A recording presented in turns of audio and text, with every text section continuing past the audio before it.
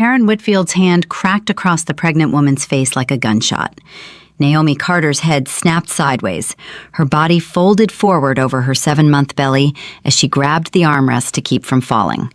Before Naomi could breathe, Karen ripped the boarding pass from her fingers, tore it to pieces, and threw the scraps into her face. "Get out of my first class, you filthy animal." Karen grabbed Naomi's shoulder and yanked her forward. "Crawl back to economy where trash like you belongs." Naomi's hand flew to her belly. The baby. She couldn't feel the baby moving. 32 passengers watched. 15 phones recorded. Nobody moved. Nobody spoke. In exactly 11 minutes, this flight attendant would discover she had just slapped the woman who owned the entire airline. Before we go any further, if you're watching this story right now, do me a favor, subscribe to this channel and hit that notification bell so you don't miss a single part of what happens next. Stay with me until the very end because I promise you, this story is going to take turns you never saw coming. And drop a comment telling me what city you're watching from. I want to see just how far this story travels. Now, let me take you back to the beginning. Let me tell you how Naomi Carter ended up on that plane and why what happened next changed the entire airline industry forever. 3:47 in the afternoon, Dallas-Fort Worth International Airport, Gate 38A. Naomi Carter walked through the jet bridge slowly, one hand resting on her pregnant belly, the other gripping the strap of a worn leather messenger bag that had seen better days. She was 34 years old, 7 months pregnant, and wearing an oversized Howard University hoodie, black leggings, and a pair of white sneakers with a scuff mark on the left toe. No jewelry, no makeup, no designer bag. Nothing that screamed money or power or importance. And that was exactly the point. For the past 2 years, Naomi had been doing what she called ghost rides. She would book flights on her own airline under her personal name, dress in the simplest clothes she owned, and fly as an anonymous passenger. No entourage, no first-class lounge, no special treatment. She wanted to see exactly how her airline treated people when no one important was watching. Today was supposed to be her last ghost ride before maternity leave. Tomorrow morning, she had the annual shareholders meeting at corporate headquarters in Dallas. Tonight, she just needed to get to New York. She stepped onto the plane and turned left toward first class. The moment she crossed the curtain, she felt it. That shift in the air, that subtle tightening of attention, eyes moving toward her and then moving down, scanning, evaluating, judging. Naomi had felt it 100 times before. She kept walking. Seat 2A, window. She found it, lifted her messenger bag into the overhead bin, sat down, and buckled her seatbelt. She adjusted the belt under her belly the way her doctor had shown her, and let out a slow breath. Her back was aching. Her feet were swollen. The baby had been kicking all morning like she was training for the Olympics. 45 seconds. That was how long Naomi sat in peace before Karen Whitfield appeared. Karen was 48 years old, 22 years as a senior flight attendant, and she ran first class like it was her personal kingdom. She had a specific smile she used for first-class passengers, warm, practiced, professional. She used it for the silver-haired businessman in 1A. She used it for the blonde woman in 1B, who was already arranging her phone for what was clearly going to be a social media session. She used it for the older couple in 3C and 3D, who were holding hands like newlyweds. She did not use it for Naomi. Karen stopped at row 2 and looked at Naomi the way you might look at a stain on an expensive tablecloth. Her eyes went to the hoodie first, then the leggings, then the sneakers, then back up to Naomi's face. "Excuse me," Karen said. Her voice was polite, but her eyes were not.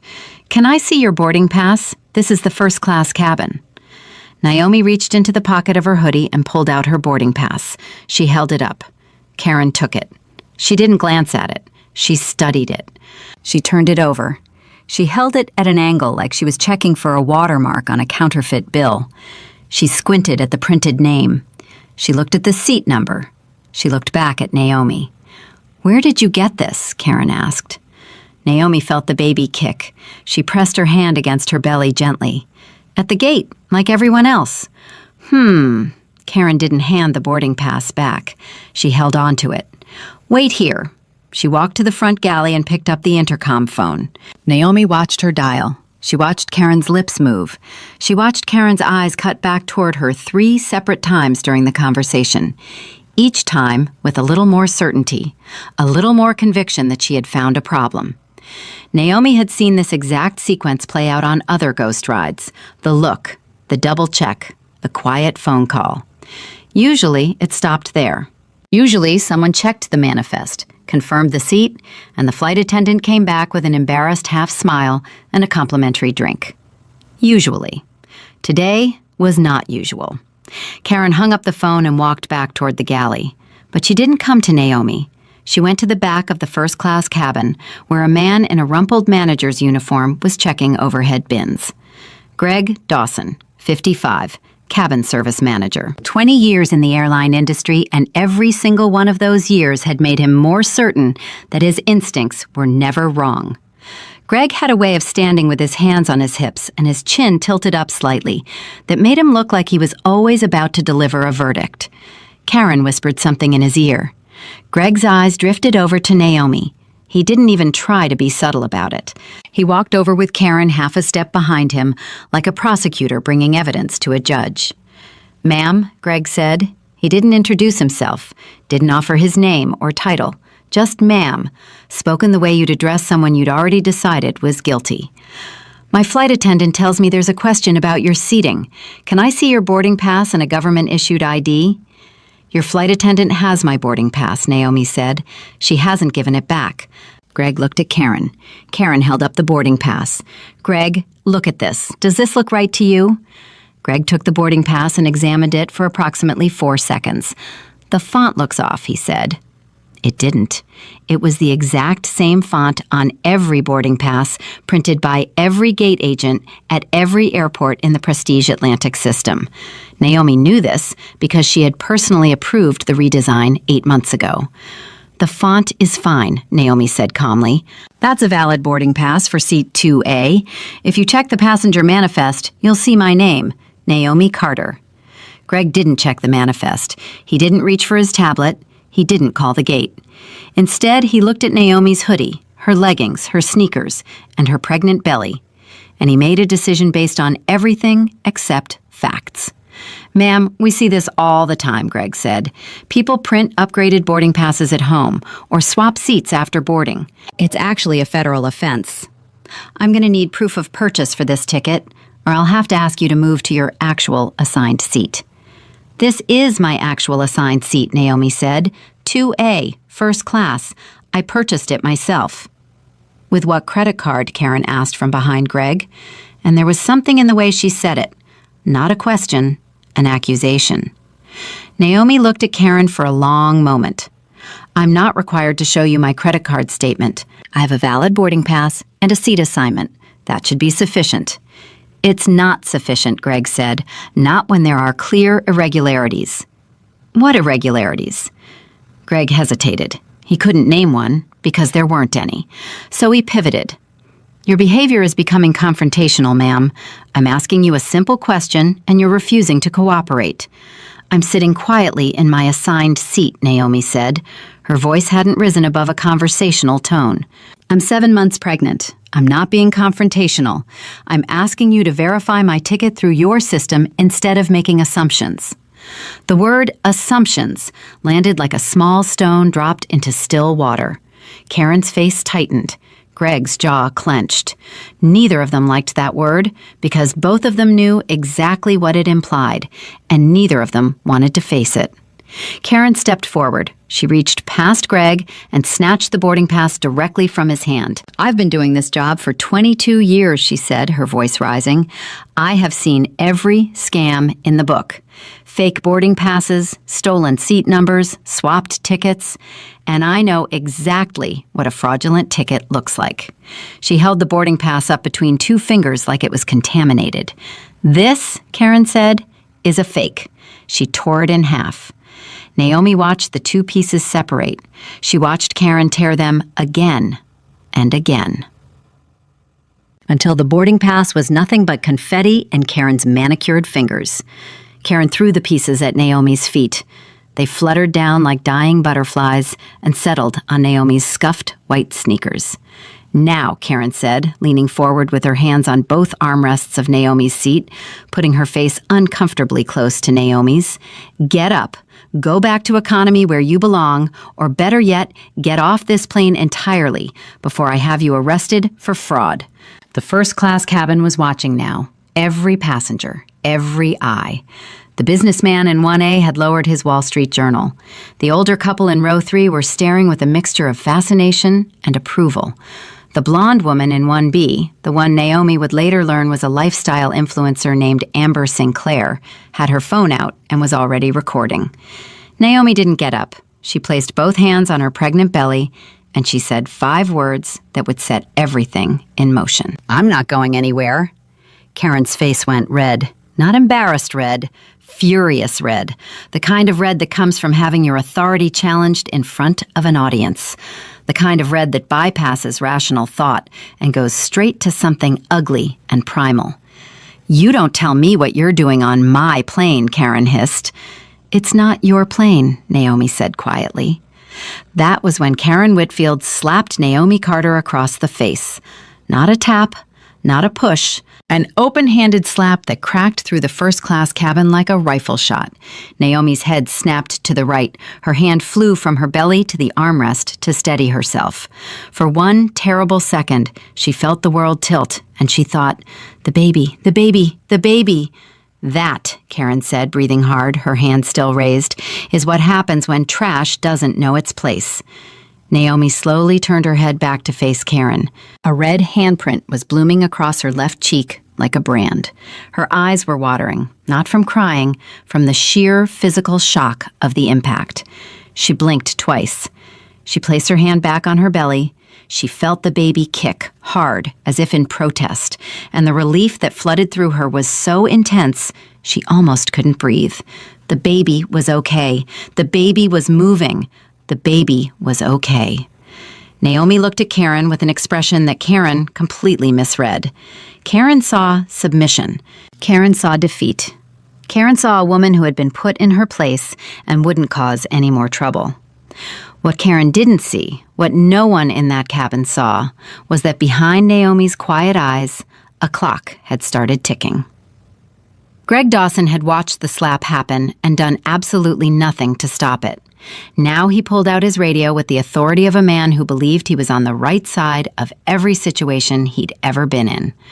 "Ground control, this is Dawson on Flight 761, requesting immediate security response at Gate 38A. We have a fraudulent passenger in first class who is non-compliant and has become physically aggressive with crew members. Need police escort for removal." Physically aggressive. Naomi almost laughed. She had been sitting in her seat with her hands on her pregnant belly. She hadn't raised her voice, hadn't stood up, hadn't made a single threatening gesture. And now, in the official record, she was the aggressive one. This was how it always worked. She knew this. She had read hundreds of incident reports just like this one. The passenger of color was always aggressive, always non-compliant, always threatening. The language was always the same, carefully chosen to justify whatever came next. Amber Sinclair in seat 1B had started live streaming before the slap, and now her phone was perfectly positioned to capture everything. She leaned toward her camera and whispered with the kind of breathless excitement that turns other people's pain into entertainment. "Oh my God, you guys, you will not believe what's happening right now. There's a woman in first class who tried to use a fake ticket, and the flight attendant is literally handling it like a boss. She is not taking any nonsense today. The scammer won't leave. Police are being called. This is insane." Her viewer count blinked in the corner of her screen. 200, 300, 450, climbing. Comments started flowing in immediately. "Good. Remove her. Why do they always try this? Flight attendant deserves a raise. About time someone stood up to these scammers." Naomi could hear Amber narrating behind her. She could hear the excited whisper. She could feel the camera pointed at the back of her head. She said nothing. Captain Leonard Marsh emerged from the cockpit, 61 years old, silver hair, 37 years of flying, and a uniform decorated with enough service pins to fill a small display case. He walked with the measured stride of a man who believed that a captain's authority on an aircraft was absolute and unquestionable. "What's the disruption?" he asked, and his voice was the kind of deep, authoritative baritone that made people instinctively straighten up and pay attention. Karen spoke first. She always spoke first. "Fraudulent boarding pass, Captain. Seat 2A. She refused to produce valid identification, became immediately combative, and when I attempted to manage the situation, she grabbed my arm." Karen rubbed her forearm for effect, selling an injury that didn't exist. Captain Marsh looked at Naomi for the first time. His eyes did the same scan Karen's had done. Hoodie, leggings, sneakers, pregnant, black. He didn't need to hear anything else. "Ma'am, I'm the captain of this aircraft, and I have final authority over who flies on my plane. You need to collect your belongings and deplane immediately. This isn't a discussion." "Captain," Naomi said, "your flight attendant slapped me in the face. I'm 7 months pregnant. She destroyed my valid boarding pass, and no one has made any attempt to verify my ticket through the airline system. I'm asking for one thing. Check the passenger manifest." "I don't need to check anything," Captain Marsh said. "I trust my crew." "Your crew assaulted a pregnant passenger. My crew managed a security threat. There's a difference."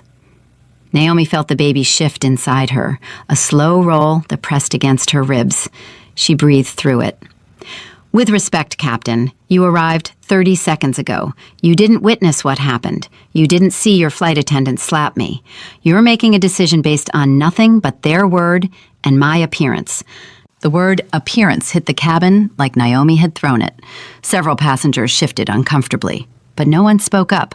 No one said, "Actually, I saw what happened." No one said, "She's telling the truth. The flight attendant hit her." 32 people saw the slap, and 32 people were sitting in silence. One of them would haunt Naomi later. A woman in row 4, mid-50s, reading glasses perched on her nose, wearing a soft blue cardigan. She had watched the entire thing. When Karen slapped Naomi, this woman had flinched. Her hand had come up to her own cheek involuntarily, a mirror reflex of horror. She had opened her mouth. She had taken a breath to speak. And then she had closed her mouth and looked down at her magazine and said nothing. Naomi saw it. She filed it away. It would matter later. Greg was now on his tablet, swiping through screens with the efficiency of someone who knew the system well. He pulled up the passenger manifest for Flight 761. His fingers scrolled to first class, row 1, row 2, seat 2A. His fingers stopped. His eyes locked on the screen. And something happened to Greg Dawson's face. It was subtle, barely more than a flicker. His eyebrows drew together for half a second. His lips parted slightly. The color in his cheeks shifted by one shade. If you weren't watching closely, you would have missed it entirely. But Naomi was watching closely. She watched Greg Dawson read the name on the manifest for seat 2A. She watched him read it again. She watched his finger hover over the screen, and she watched him close the tablet. Click. The screen went dark. He didn't say a word. He didn't tell Karen. He didn't tell the captain.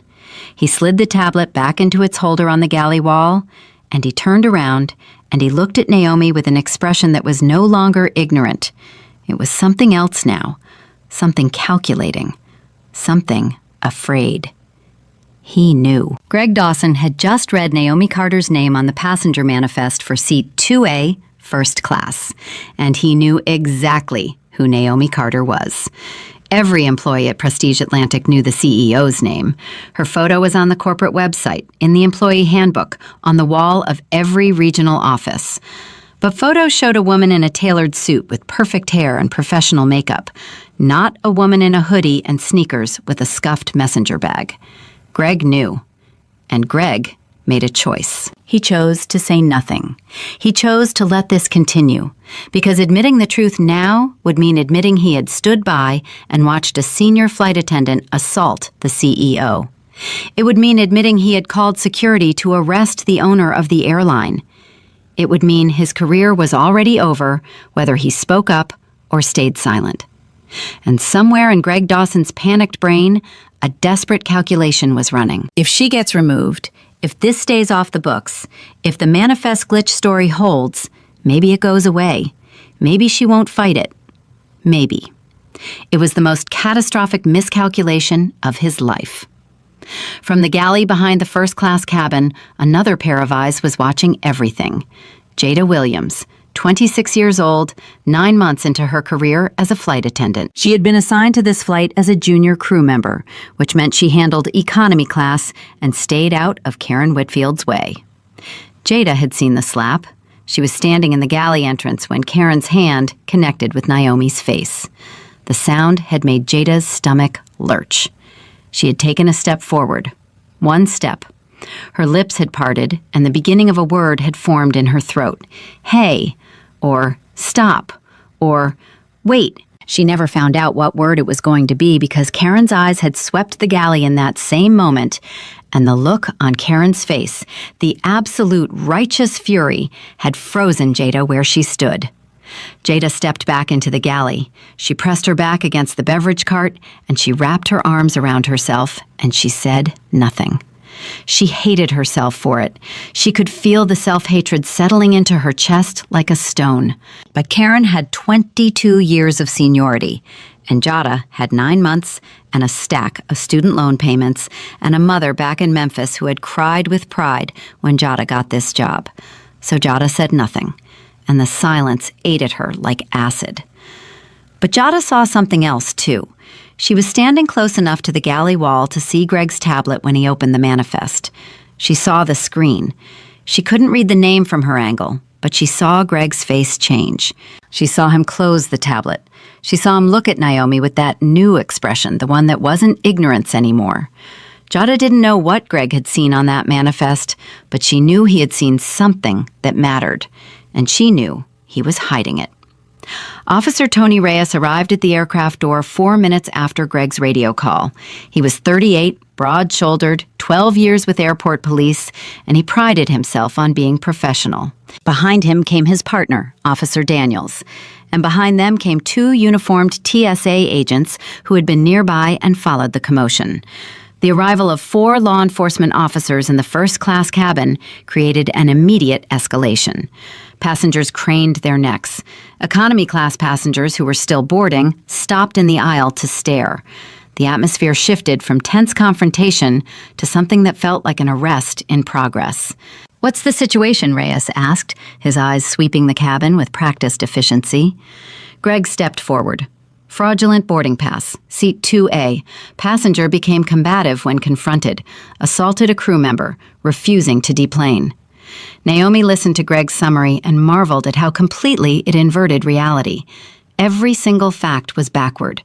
The boarding pass was valid. She had been calm. She had assaulted no one. She was being refused the right to stay in her assigned seat. And yet Greg delivered this fiction with the smooth confidence of a man who knew the system would believe him over her.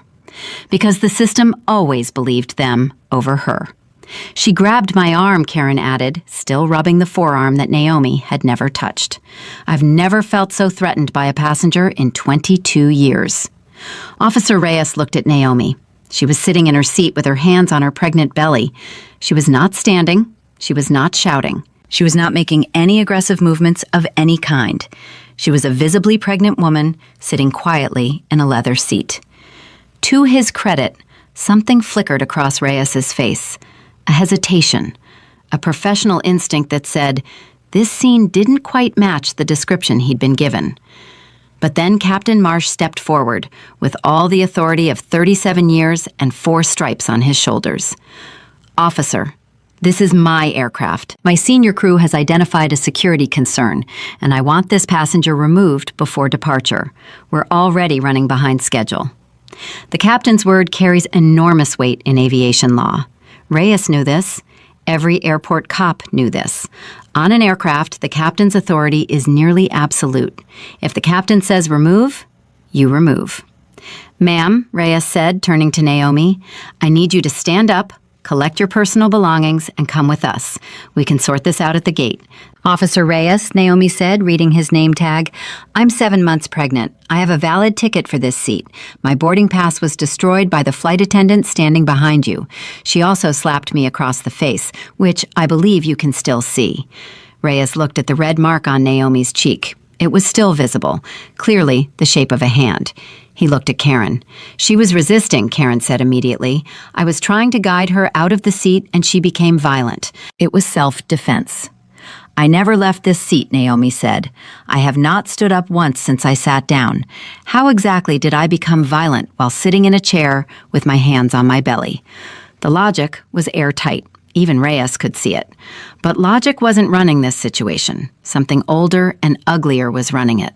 Something that had already decided who was telling the truth based on nothing but appearance. Amber Sinclair's live stream had crossed 2,000 viewers. She was narrating with increasing excitement. You guys, the police are literally here. They're about to arrest her. She is still trying to talk her way out of it. Like, girl, just accept it and go. The flight attendant literally caught you red-handed. The comments section was a cesspool of confirmation bias. Arrest her already. Pregnant and still scamming? Shameless. Karen Whitfield is a hero. Someone had already found Karen's name from her visible name tag and was praising her by name. Hashtag Karen the Hero appeared in the comments. Naomi's phone buzzed again in her messenger bag. The screen lit up through the leather. Board of Directors. Missed calls, 19. She didn't reach for it. Greg picked up the cabin intercom. Ladies and gentlemen, this is your cabin service manager. We apologize for the delay in departure. We are currently dealing with a security matter in the first-class cabin involving a passenger with invalid documentation. Law enforcement is present, and the situation will be resolved momentarily. Thank you for your patience. The announcement carried through the entire aircraft. 312 passengers heard it. The reaction from economy class was immediate and angry. Just get her off the plane, someone shouted from row 28. Some of us have connections to make, came from row 35. This is ridiculous, from row 41. 312 people on that aircraft, and Naomi Carter was completely alone. Almost.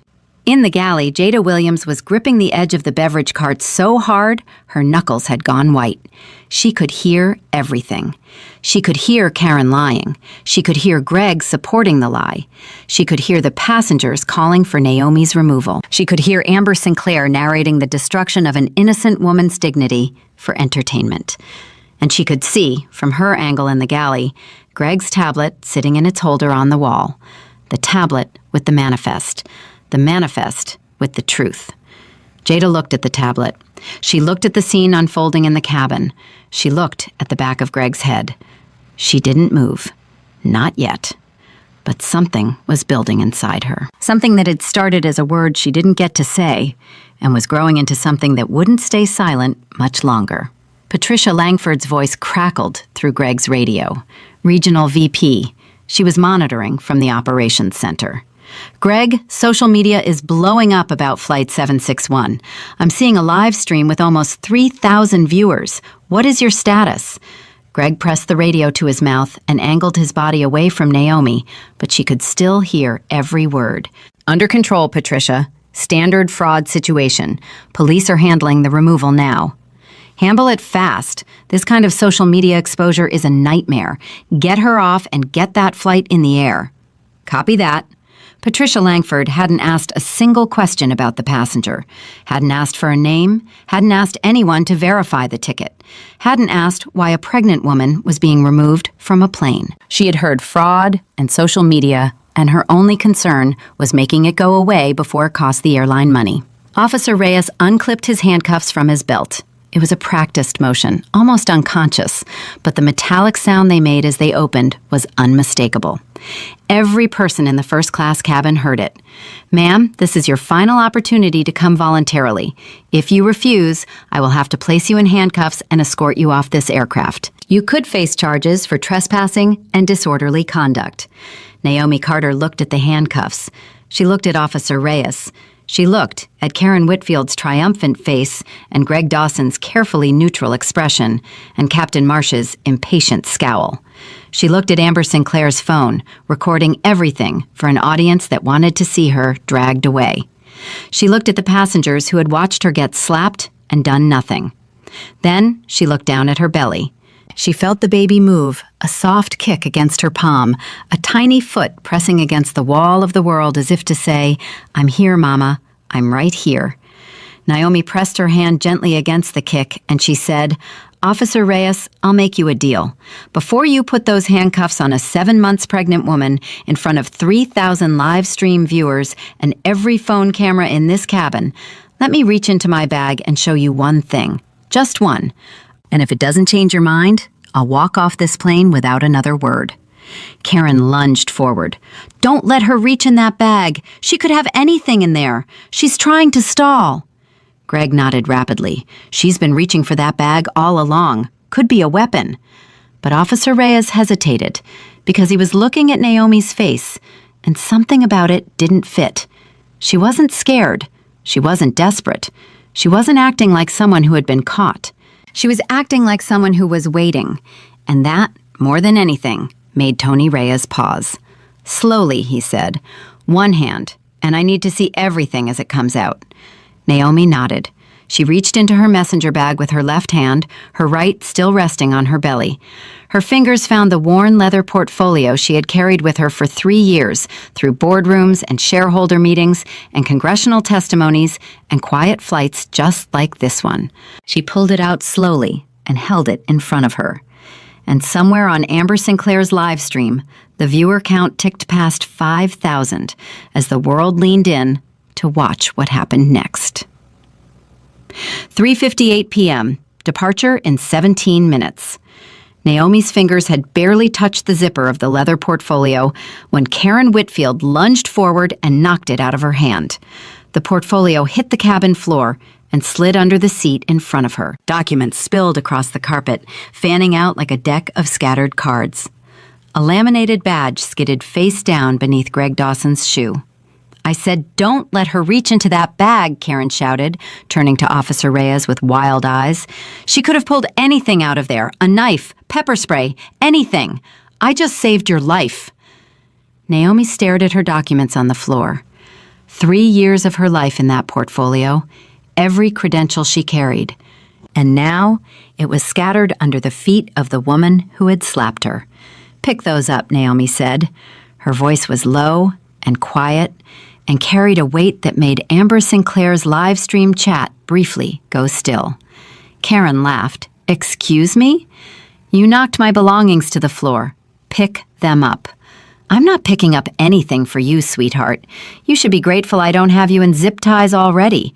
Karen turned to the first-class passengers and spread her arms like an actress taking her bow. "Can you believe this? She's giving me orders now, on my plane." The elderly man in 3C shook his head and muttered to his wife, "The nerve, the absolute nerve of some people." His wife nodded and pulled her designer handbag closer to her body, as if Naomi might reach across 2 rows and snatch it. Greg Dawson stepped forward, and whether by accident or by design, he placed his foot directly on top of the laminated badge that had slid from Naomi's portfolio. He pressed down slightly, grinding it into the carpet. His face showed nothing, absolutely nothing, but his shoe stayed exactly where it was. Naomi saw it. She saw him standing on her CEO identification badge, and she understood in that moment that Greg Dawson wasn't just going along with a mistake. He was actively burying the truth. "Officer Reyes," Naomi said, "I'd like to pick up my documents from the floor. They contain my identification. May I?" Reyes glanced at Karen, who shook her head violently. He glanced at Greg, who gave a small shrug that communicated nothing helpful. Then he looked back at Naomi, 7 months pregnant, sitting in a seat, red handprints still visible on her cheek, asking permission to pick up her own belongings from the floor. "Go ahead," Reyes said, slowly. Naomi unbuckled her seatbelt and leaned forward carefully, one hand bracing against the seat in front of her, the other reaching for the scattered papers. The baby pressed hard against her ribs as she bent, and a sharp pain shot through her lower back. She winced. The woman in row 4, the one in the blue cardigan who had flinched when Naomi was slapped, watched Naomi struggling to bend around her pregnant belly, and her hand moved involuntarily, reaching out as if to help. Their eyes met for half a second. The woman pulled her hand back and looked away. Naomi gathered 3 documents, a folded letter, a printed page, but when she reached for the laminated badge, her fingers touched Greg Dawson's shoe. "That's mine," Naomi said, looking up at him from below. "You're standing on it." Greg looked down as if noticing for the first time. "Oh, sorry." He shifted his foot, but as he did, his heel caught the edge of the badge and sent it spinning further under the seats, deep into the gap where Naomi couldn't reach without getting on her hands and knees. "Oops," Greg said. It wasn't an accident. They both knew it. Naomi straightened up slowly, breathing through another wave of back pain, and sat down with the 3 documents she had managed to recover. The most important one, her CEO badge, was gone, wedged somewhere in the darkness under row 1. "Officer," Naomi said, holding up the documents she did have, "these are official corporate documents that will verify my identity and my right to this seat." Karen rolled her eyes so dramatically her entire head moved. "Here we go. Now she's got fake corporate documents, too. What's next? A fake passport? A fake Nobel Prize?" Several passengers laughed. Amber Sinclair snorted into her phone camera and said, "You guys, she literally has a stack of fake papers. The effort she put into this scam is honestly impressive. Like, get a job instead." Her viewer count had crossed 8,000. The hashtag #FirstClassFraud was appearing in the comments every few seconds like a heartbeat. Naomi unfolded the first document, thick paper, gold-embossed letterhead, official typography that would be immediately recognizable to anyone who had ever received correspondence from a Fortune 500 company. "This is my letter of appointment," Naomi said, holding it up so Reyes could read it. "It names me as the Chief Executive Officer of Prestige Atlantic Airways. That's this airline, the one we're sitting on right now." The cabin went quiet for exactly 1.5 seconds. Then Karen burst out laughing.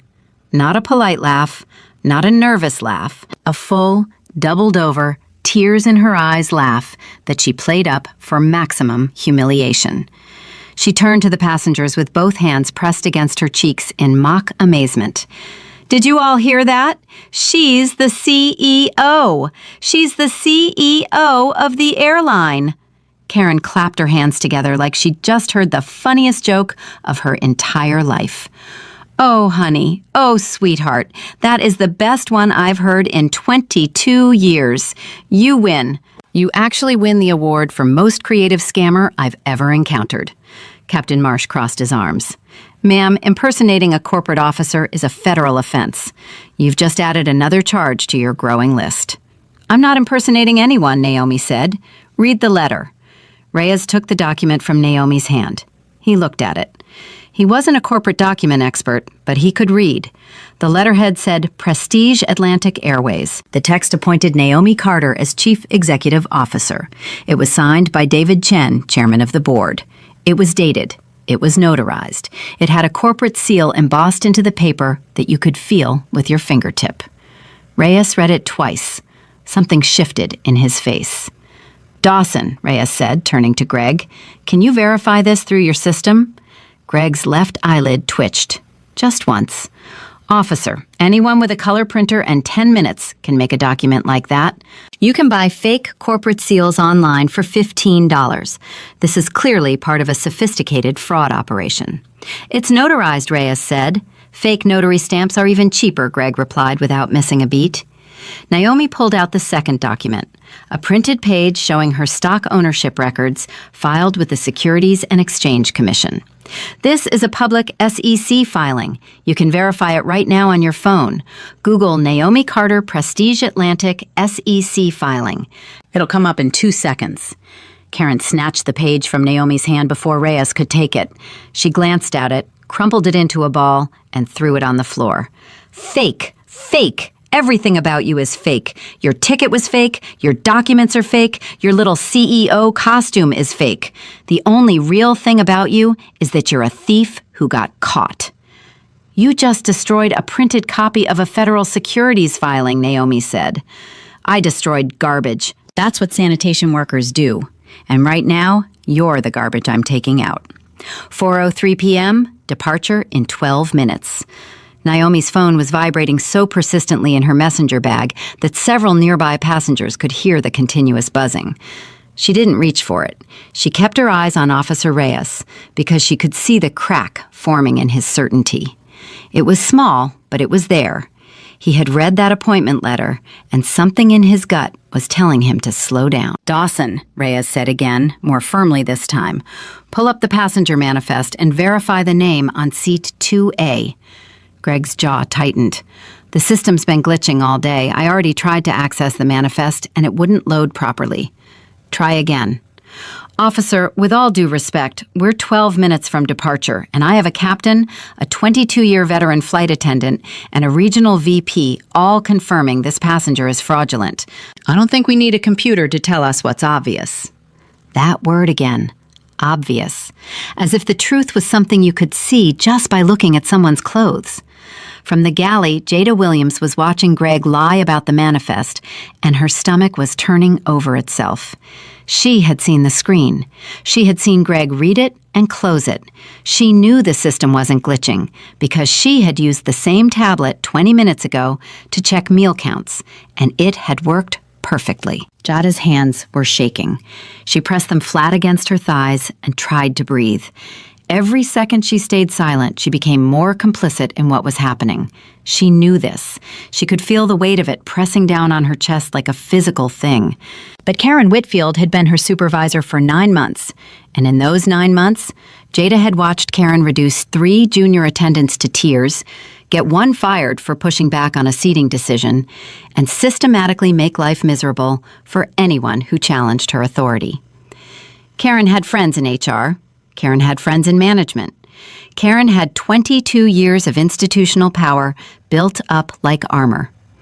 Jada had 9 months and student loans. She stayed in the galley, but her eyes never left that tablet on the wall. Patricia Langford's voice cut through Greg's radio again, and this time it was sharp. Greg, the live stream from Flight 761 is at 12,000 viewers. 12,000! CNN's social media desk just flagged it. I need this resolved in the next 5 minutes or I'm calling corporate communications. Greg pressed the radio to his mouth and turned his back to the cabin. Patricia, 5 minutes. We're walking her off now. Make it 3. Captain Marsh checked his watch and pointed at Reyes. Officer, we are running out of time. I am ordering this passenger removed from my aircraft under my authority as captain. If she resists, she gets cuffed. That's the end of it. Reyes nodded slowly. He handed the appointment letter back to Naomi. Ma'am, I understand you believe these documents are legitimate, and we can absolutely investigate that claim at the gate. But right now, the captain has ordered your removal, and I'm legally required to comply. Even though I was physically assaulted, Naomi said, we'll investigate that claim as well. Even though no one has verified my ticket, ma'am, even though I'm 7 months pregnant and you're about to handcuff me in front of cameras that are broadcasting to 12,000 people? Reyes hesitated. He looked at Naomi's belly. He looked at the handcuffs in his hand. He was not a cruel man. He was a man following procedure in a situation where everyone around him was telling him the same story, and the only person telling a different story was the one in the hoodie and sneakers. I'll make sure medical personnel are available at the gate, he said quietly. And Naomi could hear in his voice that this was his compromise.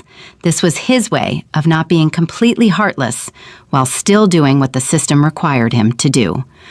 Don't do this, Naomi said, and for the first time, her voice cracked. Not from fear, not from weakness, from the exhaustion of fighting alone, from the weight of knowing that she held the truth and no one wanted to hear it. From the baby kicking against her ribs as if sensing her mother's distress. The crack in her voice did something to the cabin. The woman in row 4, the one in the blue cardigan, looked up from her magazine again. Her eyes were wet, but she didn't speak. Amber Sinclair caught Naomi's voice breaking on her live stream and leaned into the camera. Okay, now she's pulling the emotional card. Classic manipulation technique. Don't fall for it, officer. The comments agreed. Crocodile tears. Using her pregnancy as a shield. Arrest her already. This is so embarrassing to watch. 15,000 viewers. The number kept climbing like it had its own heartbeat. 4:06 p.m. Departure in 9 minutes. Reyes stepped forward. Ma'am, please stand up and turn around. Naomi didn't stand. She looked past Reyes, past Karen, past Greg, and she looked directly at Jada Williams, standing in the galley entrance. Their eyes locked. Naomi held the younger woman's gaze for 3 full seconds that felt like 3 hours. Jada's lips trembled. Naomi saw the fear in her eyes, and behind the fear, she saw something else. She saw the outline of the word that Jada had tried to say when Karen's hand connected with Naomi's face.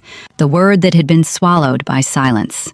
The word that was still trapped in Jada's throat, growing heavier by the minute. Naomi turned back to Reyes. Officer, before you put those handcuffs on me, I'm going to ask you to do one thing. One small, simple thing that will take less than 30 seconds. Ma'am, I've given you multiple opportunities to ask him to open the manifest. Naomi pointed directly at Greg Dawson. Ask him to pull up the passenger manifest on his tablet and show you the name listed for seat 2A. If my name isn't on it, I'll walk off this plane without another word. No resistance, no complaints. I'll even apologize. Karen started to object, but Reyes raised his hand. Something about Naomi's certainty had gotten under his skin. No one this calm was running a scam. Scammers panicked. Scammers made excuses. Scammers didn't sit quietly with their hands on their belly and ask you to check the evidence. Dawson, Reyes said, open the manifest. Greg's face tightened like a fist. I already told you, the system is, open it. Officer, we don't have time for, Dawson. Reyes used his cop voice now, the one that came with 12 years of authority and 0 patience. Open the manifest, or I'm going to radio the gate agent and have them read me the passenger list over the comm system, where everyone on this aircraft and 12,000 live stream viewers can hear it.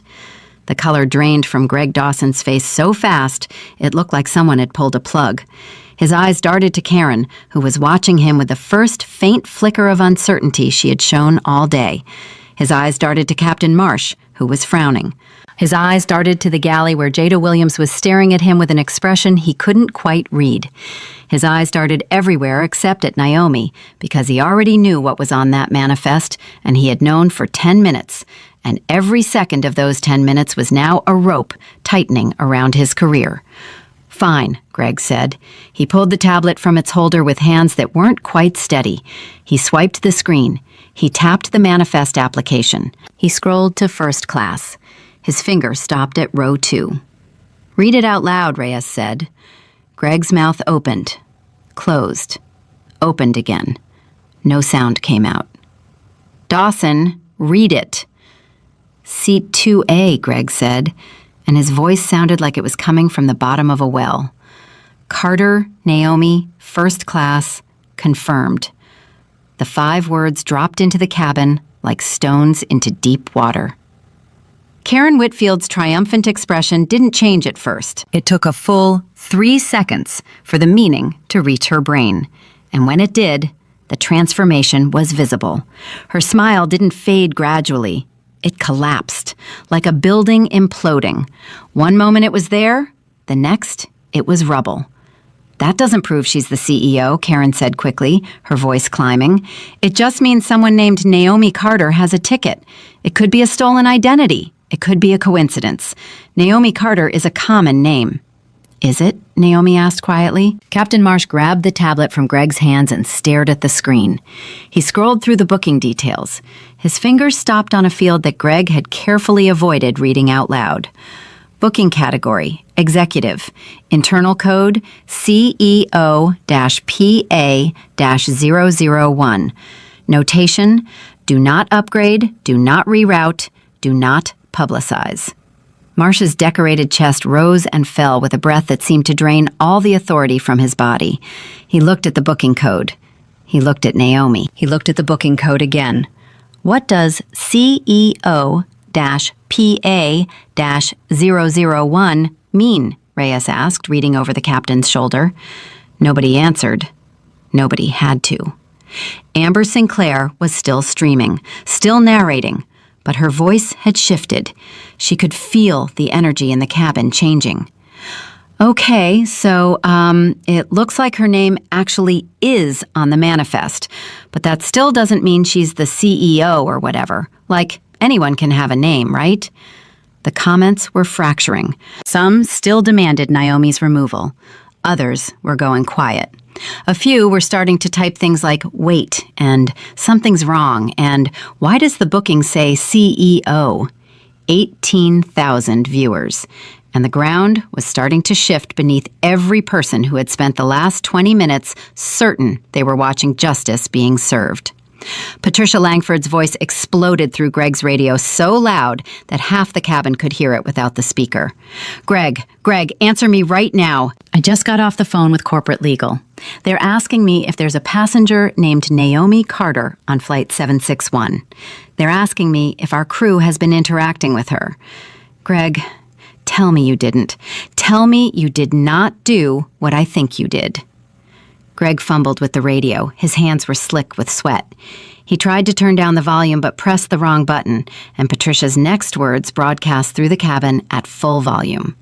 Greg, Naomi Carter is the CEO. She's the CEO of this airline. The entire board of directors is watching a live stream of our crew assaulting and trying to arrest our own chief executive officer. Do you understand what you've done? The silence that followed was so absolute that Naomi could hear the engines idling outside and the blood pulsing in her own ears. Karen Whitfield's face had gone from red to white to a shade of gray that made her look physically ill. Her hands, the same hands that had slapped Naomi's face and torn her boarding pass and thrown the pieces at her feet, were trembling at her sides. No, Karen whispered. No, that's not. She can't be. Look at her. She can't be. And there it was, the truth laid bare in 5 words. Look at her. She can't be. The entire foundation of everything Karen had done in the last 20 minutes, the slap, the insults, the destroyed documents, the lies to police, all of it built on a single assumption so deeply rooted that Karen couldn't let go of it even now, even with the evidence staring her in the face. She can't be, because she doesn't look like she should be. Naomi Carter sat in seat 2A with a handprint still glowing on her dark cheek and her hands resting on the belly that held her unborn daughter. And she waited for the world to catch up to what she had known all along. Greg Dawson quietly set the tablet down on the armrest of an empty seat and took 2 steps backward, as if distance could separate him from what he had done.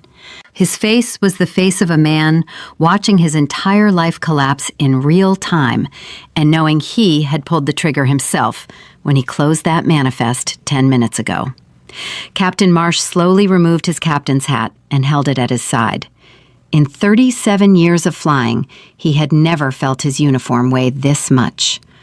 Officer Reyes looked at the handcuffs in his hand. He looked at Naomi. He closed the handcuffs and clipped them back on his belt without a word. Amber Sinclair's live stream had crossed 22,000 viewers, and for the first time since she started broadcasting, she had nothing to say. Her mouth was open, her phone was steady, and the comments were scrolling so fast they blurred into a single, unreadable stream of shock. And Naomi's phone buzzed one more time. She reached into her bag and looked at the screen. David Chen, chairman of the board. She pressed answer and lifted the phone to her ear. "David," she said, her voice steady as steel, "I think it's time." 4:08 p.m., departure in 7 minutes.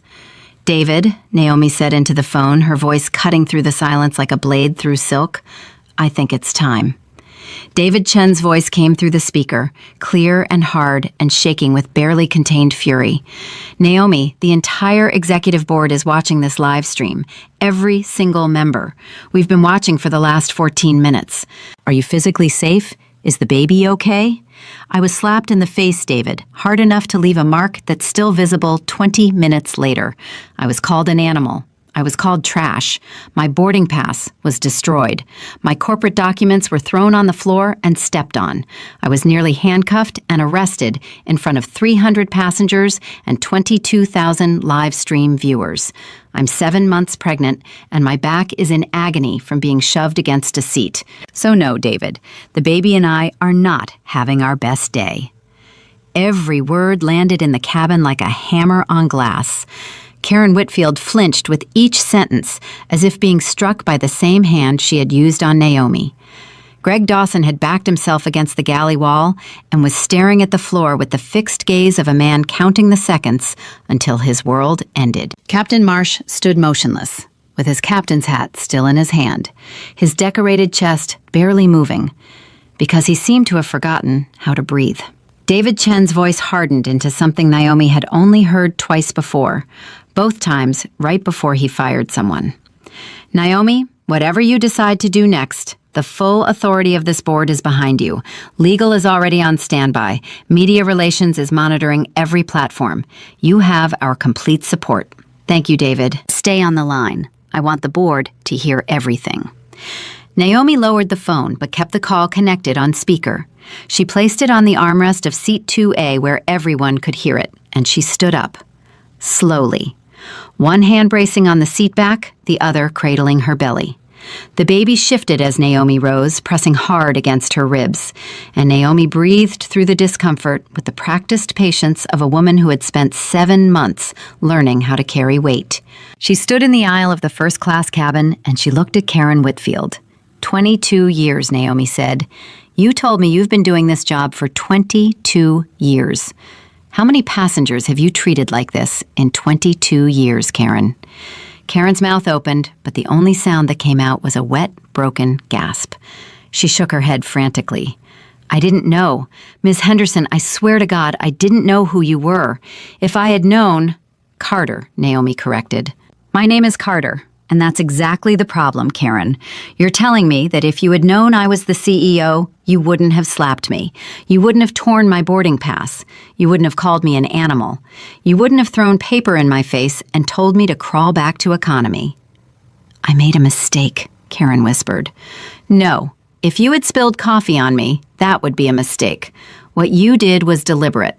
What you did was look at a black woman in a hoodie, decide she couldn't possibly belong in first class, and then assault her to prove your point. The only mistake you made was doing it to someone who could fight back. The cabin was so silent that Naomi could hear Amber Sinclair's phone buzzing with notifications from the live stream. 25,000 viewers now. The number wasn't climbing anymore. It was erupting. People were sharing the stream faster than the platform could count. Naomi turned to Greg Dawson. Greg? He didn't look up. Greg, look at me. He raised his eyes. They were the eyes of a man standing at the edge of a cliff he had built himself. You saw my name on the manifest, Naomi said. Not a question. A statement of fact delivered with the precision of a surgeon's blade. You opened the tablet, you scrolled to seat 2A, you read my name, and you closed the screen. That was 10 minutes ago. You knew who I was for the last 10 minutes, and you chose to say nothing. Karen's head snapped toward Greg. What? You chose to let your flight attendant continue lying to a police officer. You chose to let them prepare to handcuff a pregnant woman. You chose to stand on my CEO identification badge and kick it under a seat where I couldn't reach it. You did all of that, knowing I was telling the truth. Karen stared at Greg with an expression that rapidly evolved from confusion to shock to fury. You knew? You knew she was the CEO and you let me keep going? I didn't. The system was... Greg's voice was crumbling like wet paper. I wasn't sure. The name could have been CEO-PA-001, Captain Marsh said suddenly, his voice hollow. He was still staring at the tablet screen. That's the internal booking code. CEO, Prestige Atlantic, primary account. There's no ambiguity in that code, Dawson. You knew exactly what you were looking at. Greg Dawson had no words left. His mouth moved, but nothing came out, like a fish pulled from water, gasping at air that couldn't save him. 4:12 p.m. Departure in 3 minutes. Naomi reached down carefully and picked up her phone from the armrest. David, are you and the board still listening? Every word, Naomi, every single word. Good, because I want to address something that goes beyond what happened to me today. Naomi walked slowly down the aisle toward the galley, and as she walked, she spoke to the phone, but her words were for every person on the aircraft and every person watching the live stream that had now crossed 30,000 viewers. For the past 2 years, I've been conducting anonymous audits of Prestige Atlantic flights. I fly in regular clothes, I don't announce myself, I sit in the seats our passengers sit in, and I experience exactly what our passengers experience. Do you know why I started doing this? She reached into her messenger bag and pulled out a thick manila folder. It was worn at the edges. The tab was labeled in her own handwriting with 2 words that would change the airline industry. Discrimination Audit. Because of this folder. Inside this folder are 52 documented complaints of discrimination filed against crew members operating on this specific Dallas to New York route over the past 14 months. 52 passengers who were questioned, humiliated, removed from their seats, or denied service based on how they looked. She opened the folder and held up the first page. Incident 1, October 2022. Marcus Williams, a 43-year-old black software engineer, was asked 3 times to prove his first-class ticket was valid. The same flight attendant who slapped me today told him he was, and I quote, in the wrong section. His ticket was valid. He filed a complaint. Nothing happened. Karen's sobbing got louder. Naomi turned to the next page. Incident 17, March 2023. Rosa Gutierrez, traveling with her 2 children, was removed from first class because her kids were, quote, too disruptive. A white family 3 rows ahead had kids who were louder.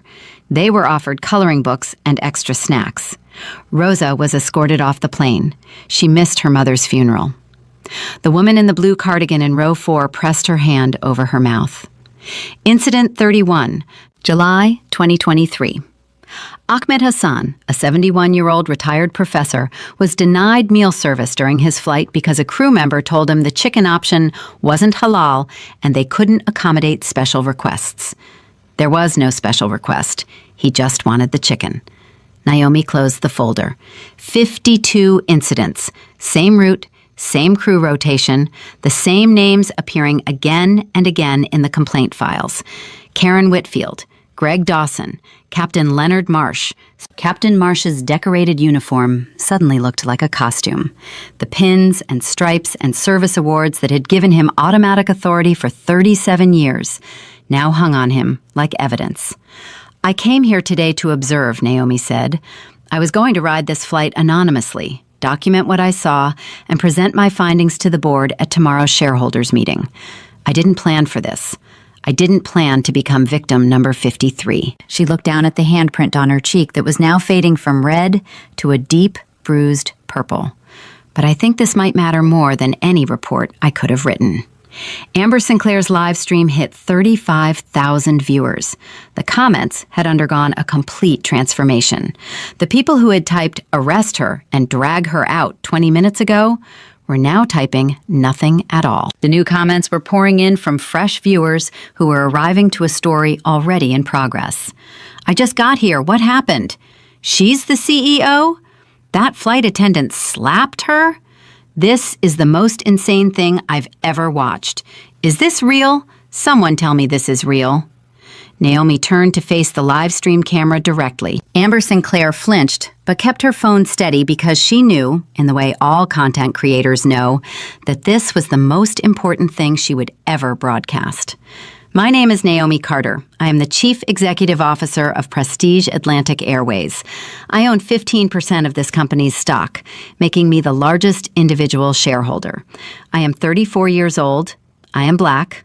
I am 7 months pregnant, and 20 minutes ago, I was slapped in the face, called an animal, and nearly arrested because the people who work for me decided that a black woman in a hoodie couldn't possibly belong in first class. She paused. The baby kicked. Naomi pressed her hand to her belly and felt her daughter's tiny foot pushing against her palm, and something in that touch gave her the next words. But this isn't about me being the CEO. That's the part I need everyone watching to understand. What happened to me today happens to people every single day who don't have a CEO badge in their bag. It happens to people who can't call the chairman of the board on speakerphone. It happens to people who get dragged off planes and no one records it, and no one streams it, and no one watches. 4:16 p.m. The departure board updated. Flight 761 delayed. Patricia Langford's voice burst through Greg's radio again, raw with panic. The stock is dropping, 4% in the last 11 minutes. Legal is demanding a statement. CNN, MSNBC, and Fox are all calling the corporate switchboard. The Secretary of Transportation's office just contacted us. Greg, are you there? Greg! Greg didn't answer. He was leaning against the galley wall with his eyes closed, breathing in shallow gasps like a man having a panic attack. Naomi heard Patricia's transmission and responded to it without picking up the radio. Patricia, this is Naomi Carter. You can hear me through Greg's radio. Tell legal I'll have a statement within the hour. Tell media relations to prepare for a press conference tomorrow morning. And tell the board that what I'm about to do next is not open for discussion. A long pause from the radio. Then Patricia's voice, stripped of all corporate polish, reduced to something small and frightened. Yes, ma'am. Naomi turned to Officer Reyes, who had been standing motionless through the entire revelation, his hand still resting on the handcuffs he had almost used on her. Officer, I want to make something clear. You were given false information by airline employees who lied about the situation. You responded based on what you were told. I don't hold you personally responsible for doing your job. Reyes swallowed hard. Miss Carter, I should have verified independently. I should have checked the manifest myself before escalating. I apologize. Accepted, but I'd like you to stay for what comes next. Naomi looked around the first-class cabin. 32 passengers, 15 phones still recording, and one young woman standing in the galley entrance who hadn't moved or spoken for the entire confrontation. There's one more thing, Naomi said, and something in her voice shifted. The steel was still there, but underneath it was something softer, something that sounded almost like grief, something that might matter more than anything else that happened today. She walked toward the galley, toward Jada Williams. The younger woman's eyes went wide and she pressed herself back against the beverage cart as if she could melt into it and disappear. What's your name? Naomi asked gently. Jada. It came out as barely a whisper. Jada Williams. How long have you worked for Prestige Atlantic, Jada? 9 months. And in those 9 months, have you seen things like what happened to me today? Jada's chin trembled, her eyes filled with tears that she was fighting desperately to hold back. She didn't answer, but her face answered for her. You were standing right here when Karen slapped me, Naomi said. There was no accusation in her voice, only a terrible gentleness that was somehow worse. I saw you. I saw you take a step forward. I saw you open your mouth. I saw you start to say something. Jada's tears broke free. They ran down her cheeks in 2 straight lines, and she didn't wipe them away. What were you going to say, Jada? Stop. The word came out broken, shattered by the tears and the guilt and the 9 months of silence that had accumulated inside Jada Williams like a debt she could never repay. I was going to say, stop. Why didn't you? Because I was scared. Jada's voice cracked wide open, and the pain that poured out of it was so raw that several passengers looked away, unable to watch. I was scared of Karen. I was scared of losing my job. My mama, back in Memphis, she worked 2 jobs to help me get through training. She was so proud when I got hired. I couldn't lose this job. I couldn't go home and tell her I got fired because... Jada stopped. She pressed both hands over her mouth and sobbed so hard her shoulders shook. Naomi waited. She didn't interrupt. She didn't comfort. She let the pain exist because it needed to exist. Because the silence that had let a pregnant woman get slapped in the face while 32 people watched needed to have a voice. And Jada was giving it one. Because you spoke up for a black woman, Naomi finished quietly. Jada nodded behind her hands. The cabin absorbed that truth like dry earth absorbing rain. The woman in the blue cardigan, the one who had flinched and reached out and pulled back and said nothing, was openly crying now. She wasn't the only one. 3 other passengers had tears on their faces. Even the elderly man in 3C who had muttered about the nerve was staring at his folded hands with an expression that looked uncomfortably like shame. "Jada," Naomi said, "you saw something else today. You saw Greg open the passenger manifest." Jada's eyes widened with fresh fear. She looked at Greg, who was staring at her from the galley wall with an expression that was half pleading and half threatening. "Don't look at him," Naomi said firmly. "Look at me. What did you see?" Jada's hands dropped from her face. She took a breath that seemed to fill her entire body, and when she spoke, her voice was still shaking, but it was clear. "I saw Mr. Dawson open the tablet. I saw him scroll through the manifest. I saw his face change when he read something. And then I saw him close the tablet without saying anything." "When was this?" "Right after the police arrived, maybe 10, 11 minutes before he finally read it out loud." Greg lunged forward. "That's not true. She's lying. She couldn't see the screen from where she was standing. She's just trying to—" "I saw your face, Mr. Dawson." Jada's voice found a strength that surprised everyone in the cabin, including Jada herself. "I couldn't read the screen from where I was, but I saw your face, and you looked like somebody who just found out they made the worst mistake of their life. And then you closed the tablet, and you said nothing, and you let them keep going." Greg's mouth snapped shut. Naomi looked at Jada for a long moment.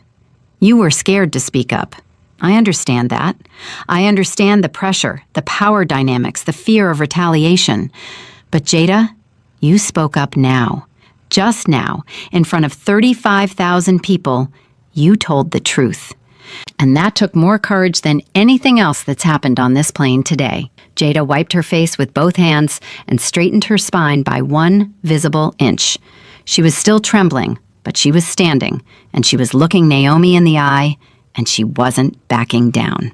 "I'm sorry I didn't say it sooner," Jada said. "I'm sorry I let you get hurt." "Don't apologize to me," Naomi said. "Promise me something instead. Promise me that the next time you see someone being treated like I was treated today, you won't wait, even if it scares you, even if it costs you something. Promise me you'll say the word you wanted to say." "Stop," Jada said. This time the word wasn't broken, it was whole. "That's the one." 4:22 p.m. Flight 761 was now 20 minutes past its scheduled departure. The jet bridge was still connected. Ground crew stood outside the windows waiting for instructions that weren't coming. The departure board glowed with a single word next to Flight 761. Delayed. David Chen's voice came through Naomi's phone. "Naomi, the board has reached a unanimous decision. We're issuing a formal statement within the hour, supporting everything you've said and authorizing all measures you deem necessary. The stock has stabilized. Analysts are responding positively to the live stream. The narrative has shifted." "The narrative," Naomi repeated, and there was an edge to the word. "David, this isn't the narrative. This is my face. This is my daughter kicking inside me because her mother's heart rate hasn't been normal for 30 minutes. This is 52 passengers who were treated like criminals on our planes. Don't call it a narrative." A pause. "You're right. I'm sorry."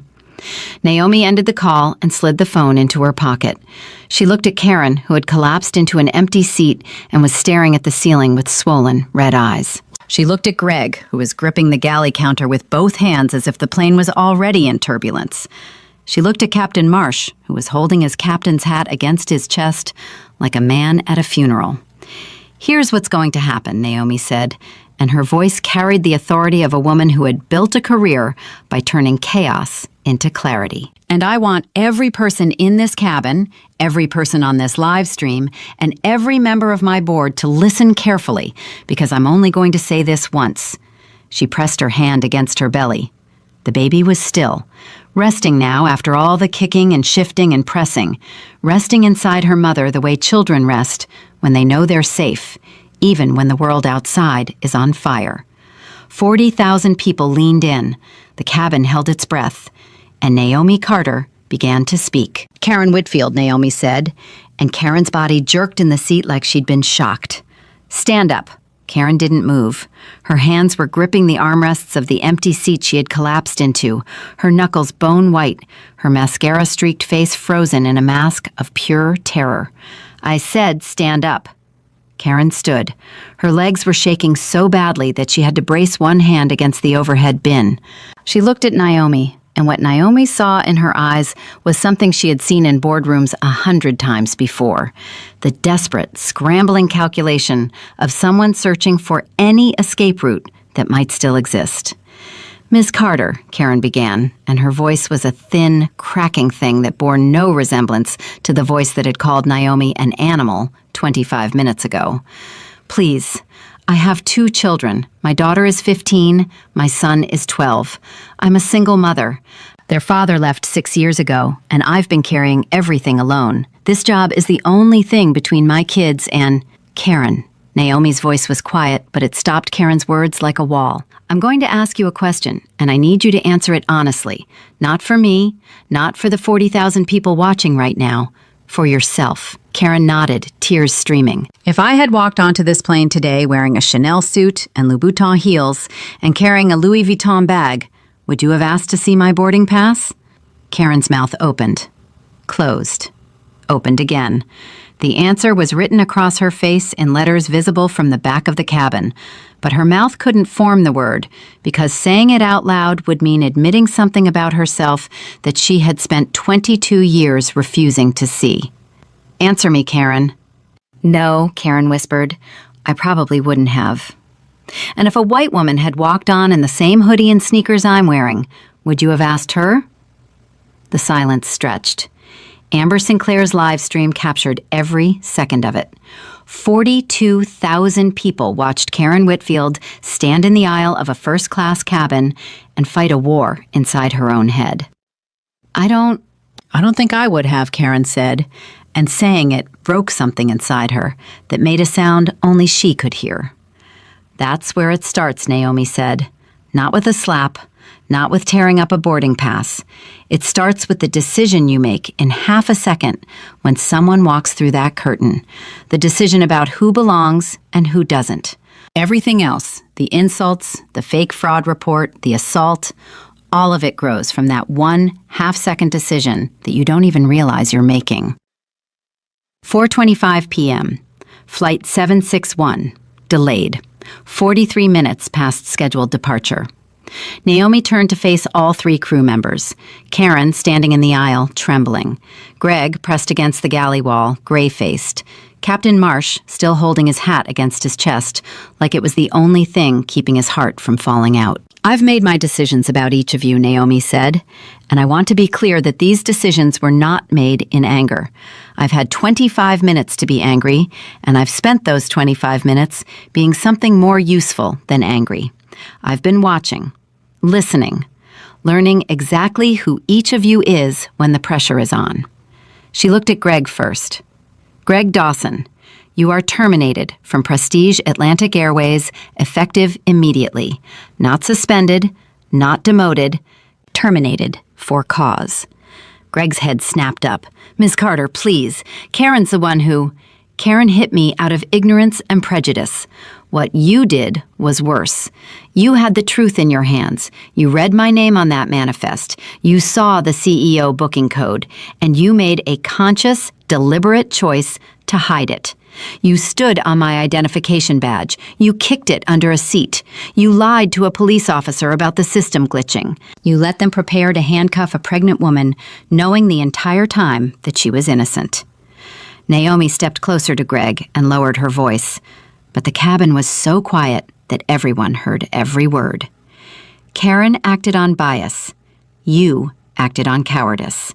And in my experience, cowardice is more dangerous than prejudice, because a coward will let anything happen to anyone as long as it protects himself." Greg's face crumpled. "I panicked. I saw your name and I panicked because I knew what it meant, and I thought if I could just—" "You thought if you could get me off the plane quietly, it would go away. You thought a black woman in a hoodie wouldn't fight back. You gambled my dignity and my baby's safety on the assumption that I was powerless. I'm sorry. Your termination is effective immediately. You will be escorted from this aircraft by Officer Reyes. Your employee credentials will be deactivated within the hour. You are permanently banned from employment with Prestige Atlantic and all partner airlines. Additionally, you will face personal legal liability for conspiracy to file a false report with law enforcement and for obstruction of the identification process. Greg's legs buckled.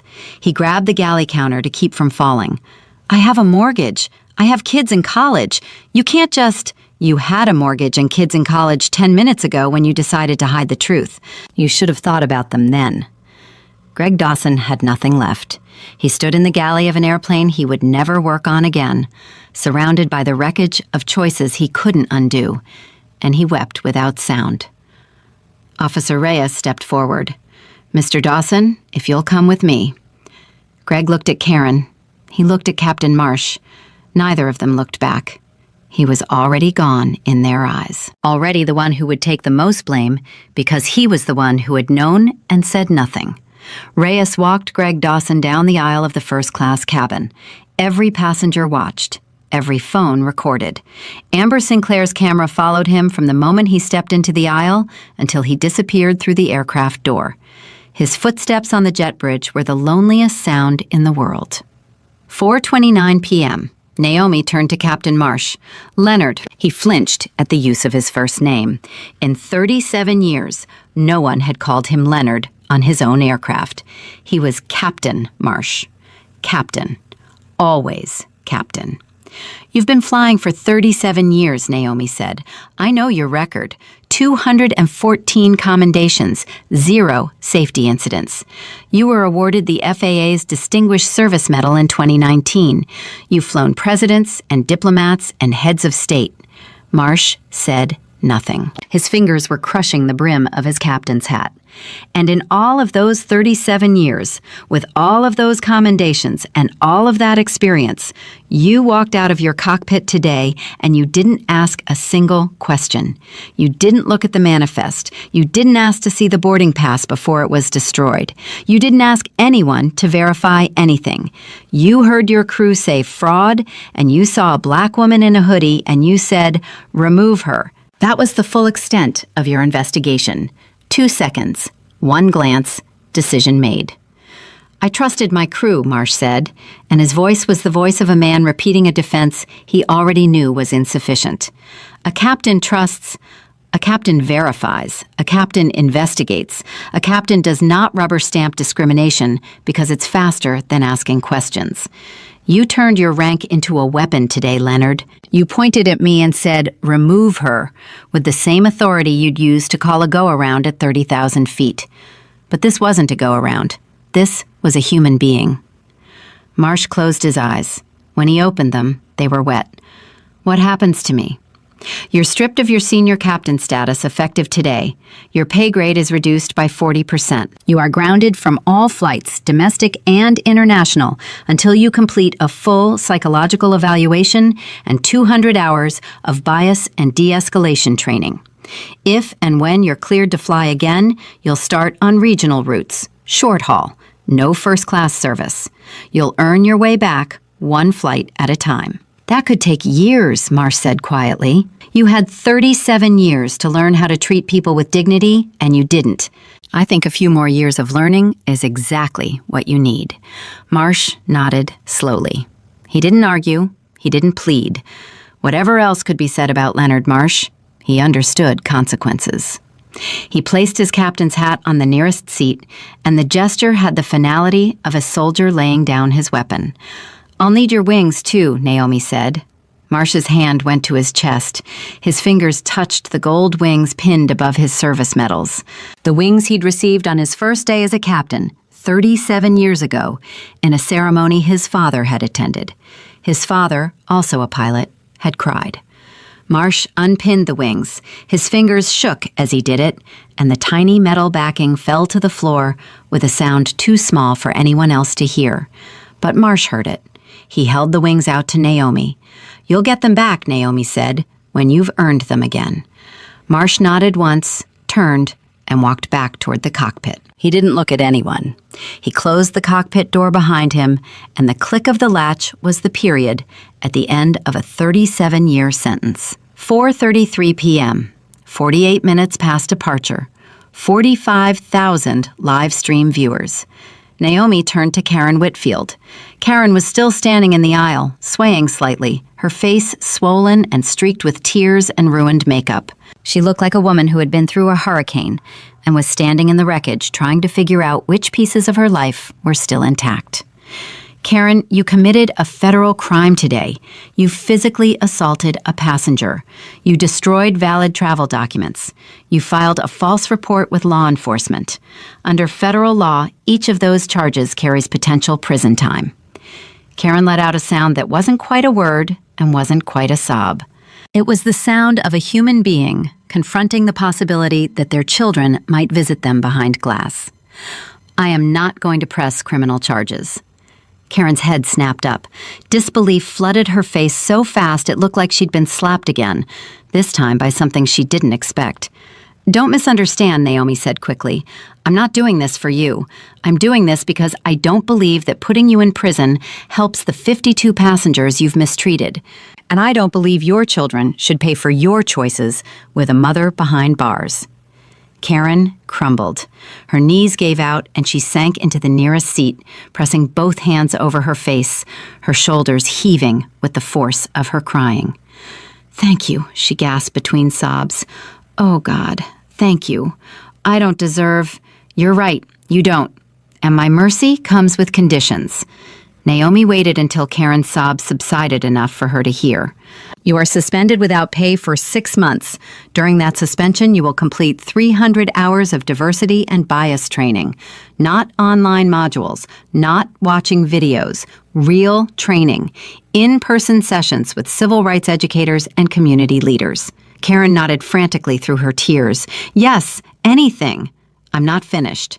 After your training, you will spend 1 full year speaking at crew orientation sessions across the entire Prestige Atlantic system. You will tell your story, all of it, what you did today, why you did it, and what you learned. You will stand in front of every new flight attendant this airline hires, and you will tell them exactly what happens when you look at a passenger and decide they don't belong based on how they look. I'll do it. I swear I'll do it. And one more thing. Naomi paused. She pressed her hand against her belly where the baby had started moving again. Small, fluttering kicks like butterfly wings. Every year, for the next 5 years, you will personally write a letter of apology to each of the 52 passengers in this folder. Not a form letter, not a template. A personal letter to each person explaining what you did, how it affected them, and what you've done to change. You'll write 260 letters over 5 years, and you'll mean every word. Karen stared at Naomi through wet, swollen eyes. 260 letters. You created 52 victims, Karen. The least you can do is acknowledge each one by name. Karen pressed her trembling lips together and nodded. I'll write every one. 4:37 p.m. Naomi turned to face the first-class cabin. 32 passengers who had watched everything, who had laughed when Karen called her a scammer, who had nodded when Greg questioned her ticket, who had applauded when Captain Marsh ordered her removal, who had typed arrest her and drag her out in a live stream chat. Now, Naomi said, I need to talk to the rest of you. The cabin shifted. Passengers who had been watching with the comfortable detachment of an audience suddenly realized they were part of the story. I heard you, Naomi said. I heard every single comment. The man in 3C who said I had nerve. The woman in 3D who said she didn't feel safe with me on this plane. The passenger in row 5 who told Karen she was doing a great job. The people who laughed when my boarding pass was torn up and thrown at my feet. I heard all of it. The elderly man in 3C was staring at his hands as if they belonged to someone else. None of you broke the law. None of you hit me or destroyed my documents. But every single one of you made a choice today. You chose to watch. You chose to agree. You chose to assume that I was guilty because I didn't look the way you expected a first-class passenger to look. And when I was slapped in the face while 7 months pregnant, not one of you said stop. She looked directly at the woman in row 4, the woman in the blue cardigan, the one who had flinched, reached out, and pulled back, the one who had almost spoken. Except almost you, Naomi said softly. The woman's face collapsed. Tears that had been building for 30 minutes finally broke through. I wanted to help, she said, her voice choked with a guilt so heavy it bent her shoulders. I saw what was happening and I knew it was wrong. I knew it was wrong from the very first second. When she slapped you, I felt it like she slapped me. And I almost said something. I was right there. The word was in my mouth. What stopped you? The woman shook her head, unable to speak for a moment. Then, in a whisper that carried through the silent cabin, I didn't want to get involved. I told myself it wasn't my business. I told myself the police would sort it out. I told myself all the things people tell themselves when they want permission to do nothing. What's your name? Naomi asked. Diane Morrison. Diane, I'm not angry at you. I'm sad. Because you were the closest thing I had to an ally in this cabin, and you couldn't quite get there. And I understand why. I understand the fear of getting involved, the risk of being wrong, the instinct to protect yourself. But I need you to hear something. Naomi stepped closer to Diane. Your silence almost cost me my freedom today. If Officer Reyes had handcuffed me, if I'd been dragged off this plane, if no one had ever checked that manifest, I would have been arrested. A pregnant woman arrested for sitting in her own seat. And it would have been possible because 32 people saw the truth, and not one of them spoke. Diane was sobbing openly. I'm so sorry. I'm so sorry. Don't be sorry. Be different. The next time you see something wrong, don't wait for someone else. Don't tell yourself it's not your business. Every time you look away, someone like me pays the price. 4:41 p.m. Naomi straightened and pressed both hands against her lower back. The pain had been building for the last hour, and it was becoming harder to ignore. The baby was pressing down, heavy and low, and Naomi's body was telling her in no uncertain terms that standing in the aisle of an airplane during the most stressful experience of her life was not what her doctor had recommended at 7 months. She took a breath, pushed through it. I have one more announcement, Naomi said, and she pulled out her phone and dialed a number. The line connected after one ring. This is Angela at the CEO's office. Angela, connect me to the full executive team, conference line, right now. 12 seconds of hold music that felt like 12 hours. Then voices, multiple voices. The chief operating officer, the chief financial officer, the head of human resources, the general counsel, the VP of communications, all of them on the line, all of them having watched the live stream, all of them barely breathing. This is Naomi. I'm implementing the following changes effective immediately across all Prestige Atlantic operations. These are not proposals. These are not suggestions for the next board meeting. These are orders. She spoke directly into the phone, but her voice was calibrated for the cabin, for the live stream, for the 47,000 people who were watching, and the millions more who would watch the recording in the hours and days to come. First, every crew member on every Prestige Atlantic flight will wear body cameras during all passenger interactions, starting within 60 days. All footage will be stored for 90 days and reviewed by a new independent oversight division. She heard the general counsel take a sharp breath. She didn't pause. Second, any discrimination complaint filed by any passenger will trigger an automatic suspension of the accused crew member pending investigation. No exceptions. No waiting for quarterly reviews, immediate action. Third, we are creating the Office of Passenger Equity, staffed by civil rights attorneys and community advocates reporting directly to me. Not to HR, not to operations, to me. They will have full authority to investigate complaints, recommend disciplinary action, and implement policy changes. Fourth, I am establishing the Carter Fund, a $40 million annual commitment to diversity training, community partnerships, and passenger advocacy programs. The first recipients will be the 52 passengers in this folder who were failed by this airline. Fifth, Naomi paused. She looked at Jada Williams, who was still standing in the galley, still tear-streaked, still trembling, but standing straighter than she had stood all day. Executive compensation for every member of leadership, including me, will be directly tied to discrimination incident metrics. If incidents go up, our bonuses go down. If incidents go to zero, we've earned what we're paid. The executive team was silent on the line. No objections, no questions. Not because they didn't have concerns, but because they had watched their CEO get slapped in the face on live television, and they understood that this was not a moment for pushback. The general counsel finally spoke. Naomi, the legal framework for body cameras will take at least 30 days to draft, 30 days to implement, 60 days total. I don't care if lawyers have to work weekends. Make it happen, Thomas. Yes, ma'am. Naomi ended the conference call. She slid the phone into her pocket and looked around the cabin one last time. Karen, destroyed but still standing. Marsh, behind a closed cockpit door. Greg, gone. Diane, crying. Amber, streaming. Jada, standing.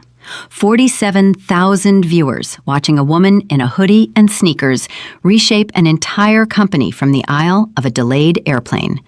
Then Naomi did something that no one expected. She turned to Jada Williams and said, "Jada, I want to offer you a promotion." Jada blinked. "I'm sorry?"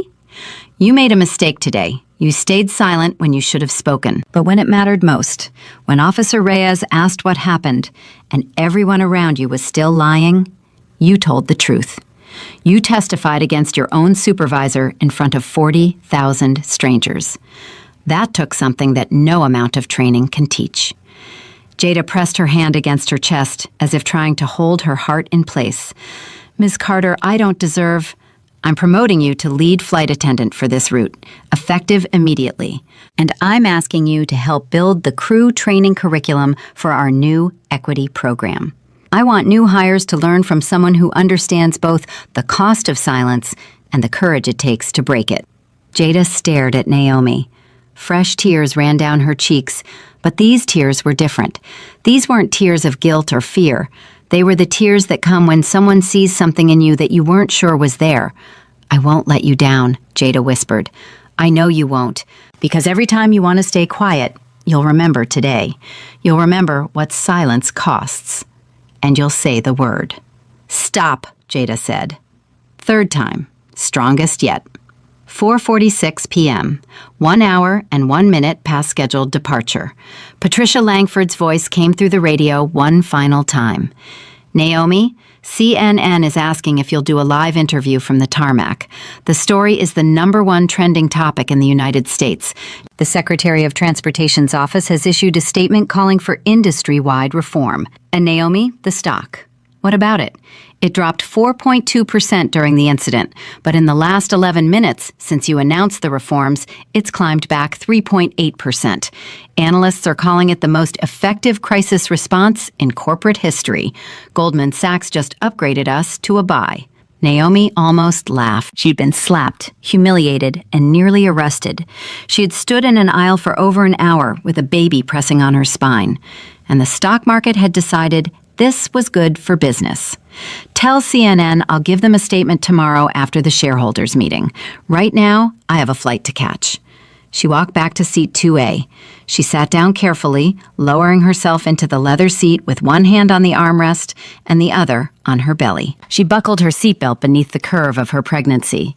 She leaned her head back and closed her eyes for exactly 3 seconds. The baby kicked, strong and steady, right against Naomi's palm. "I know, little girl," Naomi murmured so quietly that only she and her daughter could hear. "Mama's tired too, but we did something today. We did something that mattered." A new voice came over the aircraft intercom, young, professional, steady. "Ladies and gentlemen, this is Captain Angela Rivera. I'll be your pilot for today's flight to JFK. On behalf of Prestige Atlantic Airways, I'd like to welcome all passengers aboard Flight 761. I'd also like to offer a personal welcome to our CEO, Ms. Naomi Carter, who is traveling with us today in seat 2A. Captain Rivera paused. When she continued, her voice held something that hadn't been in Captain Marsh's voice. Respect that was earned, not assumed. Miss Carter, it's an honor to have you aboard. We'll have you in New York in 5 hours and 30 minutes. Naomi opened her eyes and looked out the window. The tarmac was lit by the afternoon Texas sun, and somewhere in the distance, a plane was taking off, climbing higher and higher into a sky that didn't care what color you were, or what you were wearing, or how much money was in your bank account. She pressed the call button above her seat. Jada Williams appeared within seconds, still in her uniform, still tear-streaked, but carrying herself with something new, something that looked a lot like purpose. "Miss Carter, what can I get for you?" "A glass of water, please." "And Jada?" "Yes, ma'am?" "Call me Naomi." Jada smiled. It was small and fragile and real. "1 glass of water, Naomi."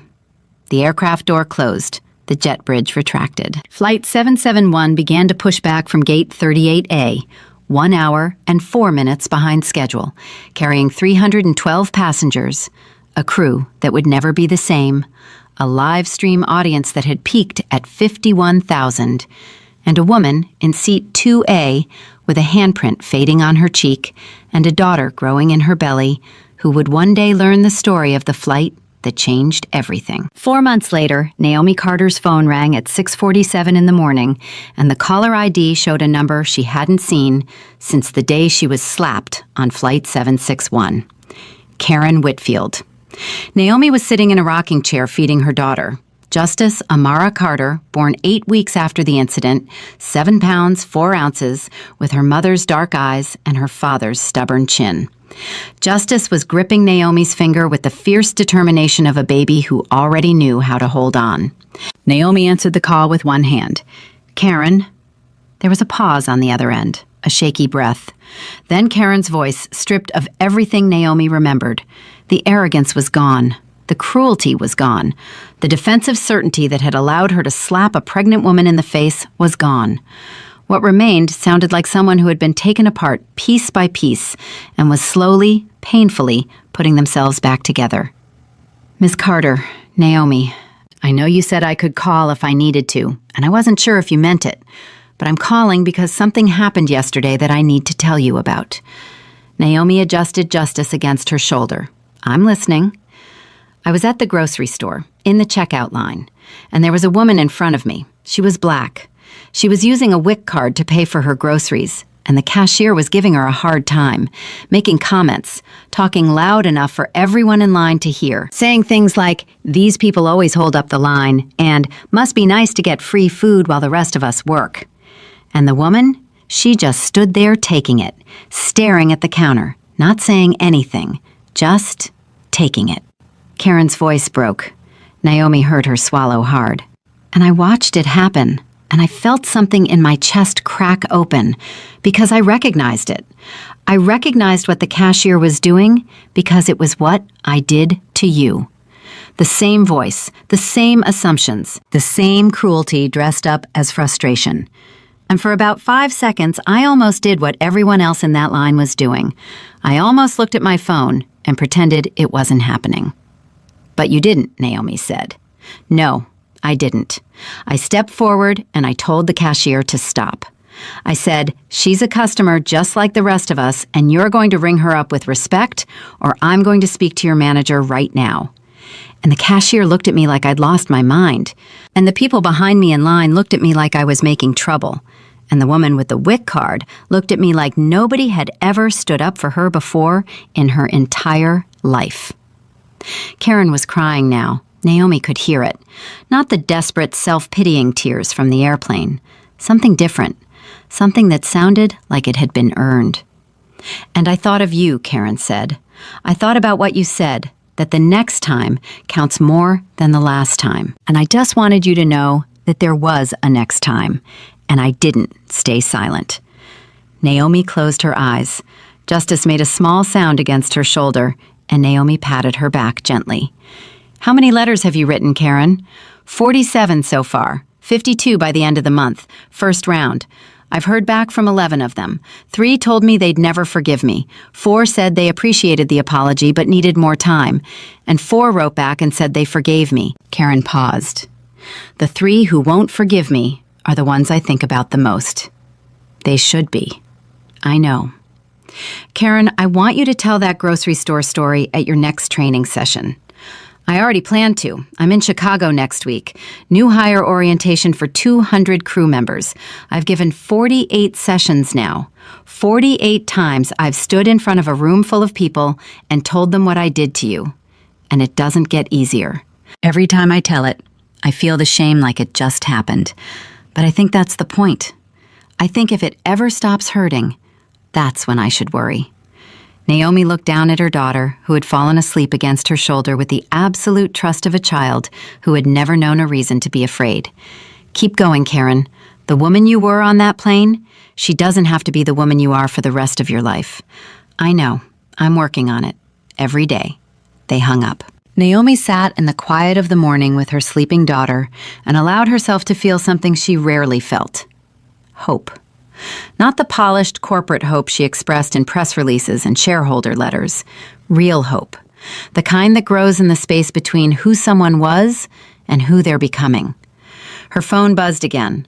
A text from Jada Williams. "Morning, Naomi. Just landed in Atlanta. First day running the new crew training program. I'm terrified. Any advice?" Naomi typed back with one thumb while Justice slept. "Tell them the truth. All of it.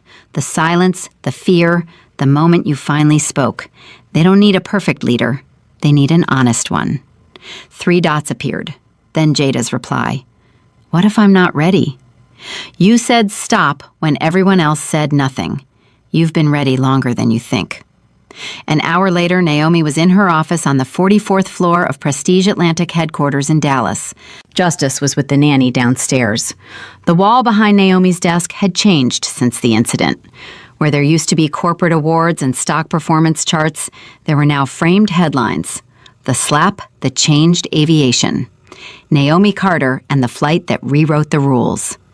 The Carter Protocols, how one CEO's humiliation became an industry's awakening. And one framed photograph that Naomi had insisted on. A still image captured from Amber Sinclair's live stream, showing the exact moment Jada Williams told the truth. Jada's face was tear-streaked and terrified, but her mouth was open and her eyes were fixed on Greg Dawson, and you could almost hear the words coming out. "I saw your face, Mr. Dawson." Naomi kept that photo because it reminded her that courage doesn't always look like a CEO standing up in an airplane aisle. Sometimes it looks like a 26-year-old woman with 9 months of experience and a mountain of student debt choosing the truth over her own safety. Her assistant knocked. "Ms. Carter, the quarterly discrimination report is ready." Naomi opened the document. She read every number twice because numbers were the language of accountability, and she refused to let anyone, including herself, hide behind vague promises of progress. Discrimination complaints across all Prestige Atlantic operations, down 82% from the previous year. Customer satisfaction among minority passengers, up 51%. Crew bias training completion rate, 99.6%. The 0.4% who hadn't completed it were on medical or family leave and had completion dates scheduled. But the number that stopped Naomi's breath was at the bottom of the report, highlighted in green. Passenger physical assault incidents across the entire Prestige Atlantic system in the 4 months since the Carter Protocols were implemented, 0. 0. Not one. Not a single passenger had been touched, shoved, grabbed, or slapped by any crew member on any Prestige Atlantic flight in 4 months. After decades of incidents being buried in complaint files and settled quietly with non-disclosure agreements, the number was 0. Naomi stared at that 0 until it blurred. Then she wiped her eyes with the back of her hand and kept reading. The report included a section she hadn't expected, a compilation of passenger testimonials submitted through the new equity reporting app. Naomi read them one by one. "I'm a 68-year-old black man. I've been flying since 1979. Last week was the first time in my life that a flight attendant called me sir without me having to ask." Signed Walter P. Houston. "My daughter wears hijab. On our flight to Denver, a crew member asked her about her favorite subject in school and brought her extra cookies. My daughter said, 'Mama, that lady was so nice.' You don't know what that means to a mother who has spent years bracing for the opposite. Signed Fatima R., Detroit. I use a wheelchair. I boarded the plane and the flight attendant didn't talk to my wife about me like I wasn't there. She talked to me, directly, like a human being. It sounds small. It's not. Signed James K. in Philadelphia. Naomi's phone rang. David Chen, chairman of the board. Naomi, have you seen the Wall Street Journal this morning? Not yet. They're running a full feature, The Carter Effect, How One Airline's Crisis Became an Industry Standard. United announced yesterday that they're adopting the full Carter protocols across all domestic operations. Delta followed this morning. Southwest is expected to announce by Friday. And Naomi, the FAA just released a statement. They're codifying the protocols into federal regulation. Body cameras, equity reporting, automatic suspension on complaint, all of it. Mandatory for every carrier operating in U.S. airspace. Naomi leaned back in her chair. 4 months ago, she had stood in an airplane aisle with a handprint on her face and a baby in her belly and demanded change from a handful of trembling employees. Now, the entire industry was moving. The stock, she asked? Up 27% from pre-incident levels, highest in company history. Turns out doing the right thing is also doing the profitable thing. Who knew? David paused. Naomi, the board wants to discuss something with you at tomorrow's meeting. Something personal. What is it?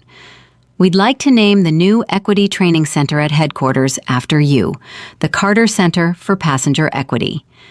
Naomi thought about this for 3 seconds. No. No? Name it after Jada Williams. Silence on the line. Then David said, the woman who spoke up. The woman who was terrified and spoke up anyway. That's who we should be naming things after, David.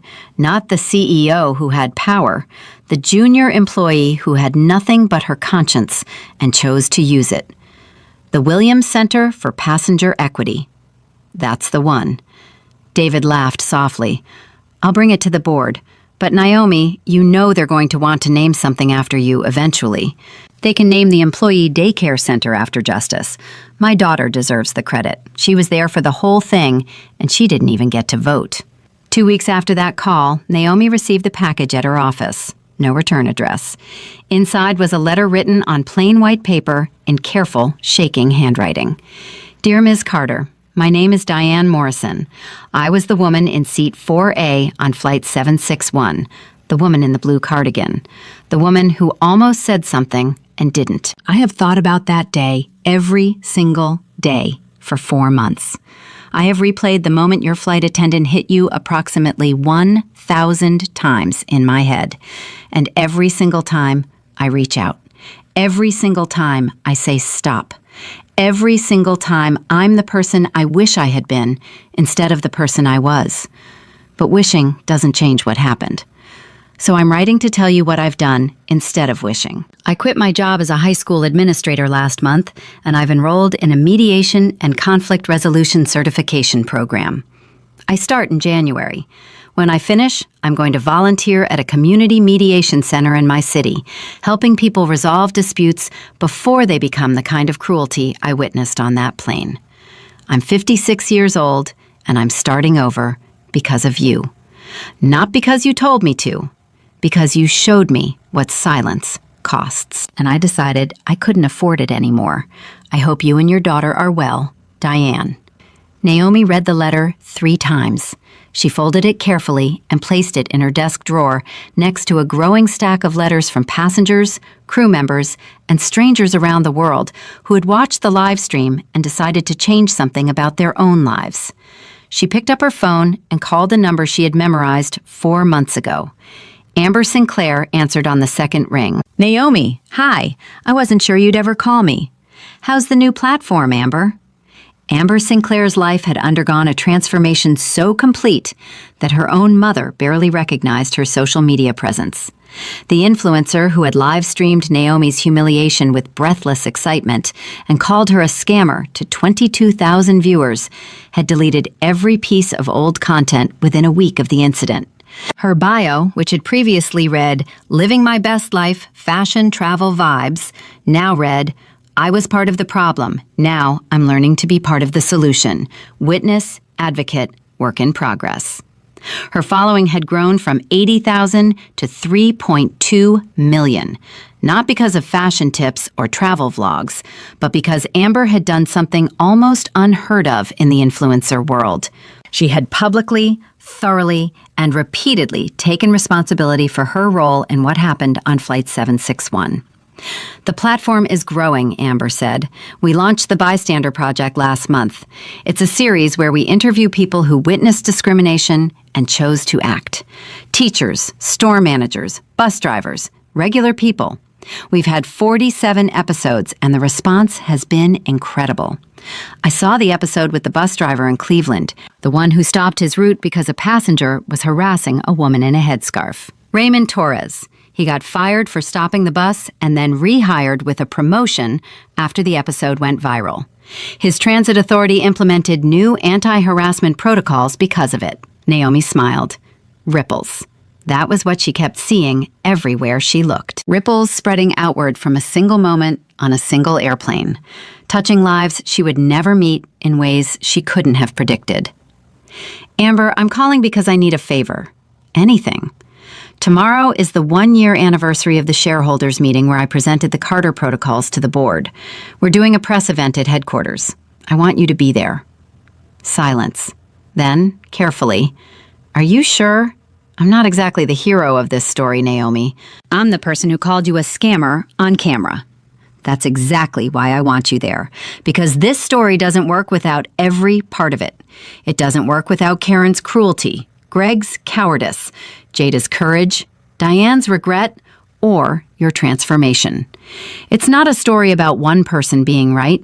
It's a story about a lot of people being wrong and then choosing to be different." "I'll be there," Amber said. "And Naomi, thank you for not destroying me when you had every right to. You destroyed yourself, Amber, and then you rebuilt. That's yours, not mine." The morning of the press event, Naomi dressed in a simple black suit and comfortable shoes. She pinned a small gold brooch to her lapel that Justice had grabbed and tried to eat during the fitting, leaving a tiny baby tooth mark in the gold that Naomi decided to keep because it made her smile every time she looked at it. She walked into the press conference holding Justice on her hip. The room was packed. Reporters from every major network, civil rights leaders, transportation officials, airline executives from competing carriers who had come to learn from the woman whose worst day had become the industry's turning point. Jada Williams was there, wearing the pin of a lead flight attendant, standing taller than Naomi had ever seen her stand. Karen Whitfield was there, in a simple navy dress, her eyes clear and steady, and carrying the weight of everything she'd done and everything she was trying to become. Diane Morrison was there, clutching a folder of mediation program brochures like they were a life raft. Amber Sinclair was there, her phone in her pocket instead of in her hand, for the first time anyone could remember. Even Officer Tony Reyes was there. He had spent the last 4 months working with the airport police department to develop new verification protocols that required independent manifest checks before any passenger removal.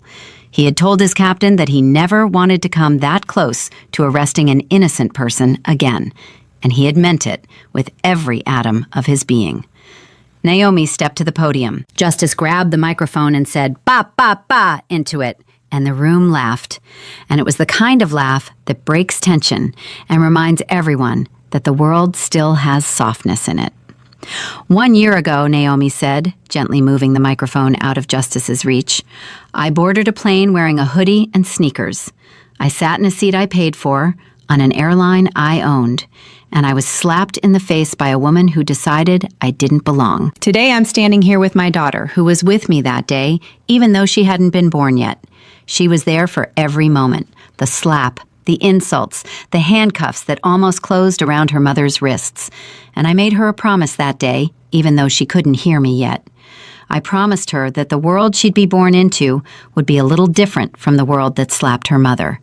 She looked at the statistics displayed behind her. Industry-wide discrimination complaints down 67%. The Carter protocols, adopted by every major U.S. carrier, Federal regulation signed into law. The Williams Center for Passenger Equity, fully operational at Prestige Atlantic headquarters. I didn't keep that promise by myself. I couldn't have. Change like this doesn't come from one person with a title and a stock portfolio. It comes from Karen Whitfield, who writes letters of apology to strangers because she believes in accountability. It comes from Jada Williams, who trains new crew members to speak up when every instinct tells them to stay quiet. It comes from Diane Morrison, who quit her job at 56 to become a mediator because she couldn't live with her own silence. It comes from Amber Sinclair, who turned a platform built on entertainment into one built on justice. It comes from Officer Reyes, who changed police protocols because he knew he'd come too close to making an irreversible mistake. Naomi shifted justice to her other hip. Her daughter was pulling at the gold brooch with determined baby fingers, completely unimpressed by the historic nature of the moment, focused entirely on the shiny thing she wanted to put in her mouth. A reporter asked me last week what I want my legacy to be, and I said, I don't want a legacy. I want something better. I want a world where what happened to me on Flight 761 is so unthinkable that my daughter reads about it someday and doesn't believe it's real. I want her to look at me and say, Mama, that couldn't have happened. People don't do that. And I want to tell her she's right. Not because people didn't do that, but because people chose to stop. Naomi looked at the faces in the room. Karen, crying quietly.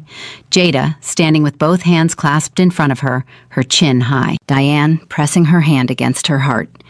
Amber, recording with her phone held low and steady, documenting without performing.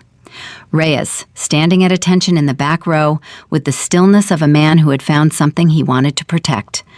The flight that was supposed to take 5 hours and 30 minutes changed an entire industry in 4 months. But it didn't change because of me. It changed because ordinary people, flawed people, people who had made terrible mistakes, decided that what they did next mattered more than what they did before. Justice grabbed the microphone again and delivered her own address to the nation, which consisted of 3 syllables and a high-pitched squeal that made every reporter in the front row laugh. Naomi kissed her daughter's forehead. She says, "Thank you for coming." She stepped back from the podium. The room erupted in applause that lasted longer than any applause Naomi had ever received at any shareholders meeting or corporate event. It wasn't polite applause. It wasn't obligatory applause. It was the sound of people who had watched a story unfold over 4 months and needed to express something that words couldn't contain. 3 weeks after the press conference, Naomi boarded a flight. Not a ghost ride this time, just a regular Tuesday evening shuttle from Dallas to Chicago. She wore jeans and a t-shirt and the same scuffed white sneakers she'd worn on Flight 761 because they were her most comfortable shoes and her feet still swelled after a long day. She found her seat in first class, 3A this time.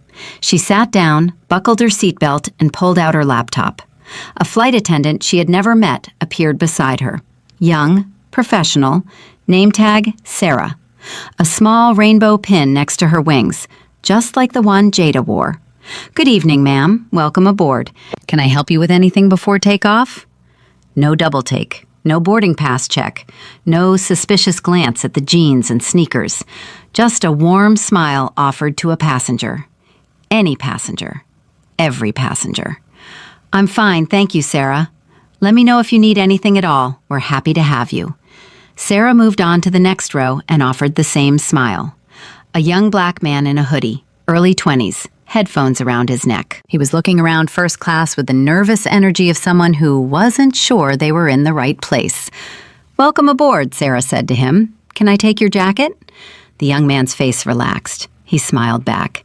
"Yeah, thanks. This is actually my first time in first class. My grandma saved up for a year to buy me this ticket as a graduation present." "Well, congratulations on graduating, and tell your grandma she has excellent taste. The chocolate chip cookies up here are phenomenal." The young man laughed. He settled into his seat. He belonged there, and everyone around him knew it, and nobody questioned it. And that was the world as it should have been, all along. Naomi opened her laptop and started typing her weekly blog post for the Prestige Atlantic website. 1 year ago, I was told to get out of first class. Today, I watched a young man sit down in first class and get offered a cookie. That's the whole story. That's the only story that matters. Not the slap, not the live stream, not the stock price or the federal regulations or the training programs. A young man sat down, a flight attendant smiled, and nobody asked him to prove he belonged. That's the change.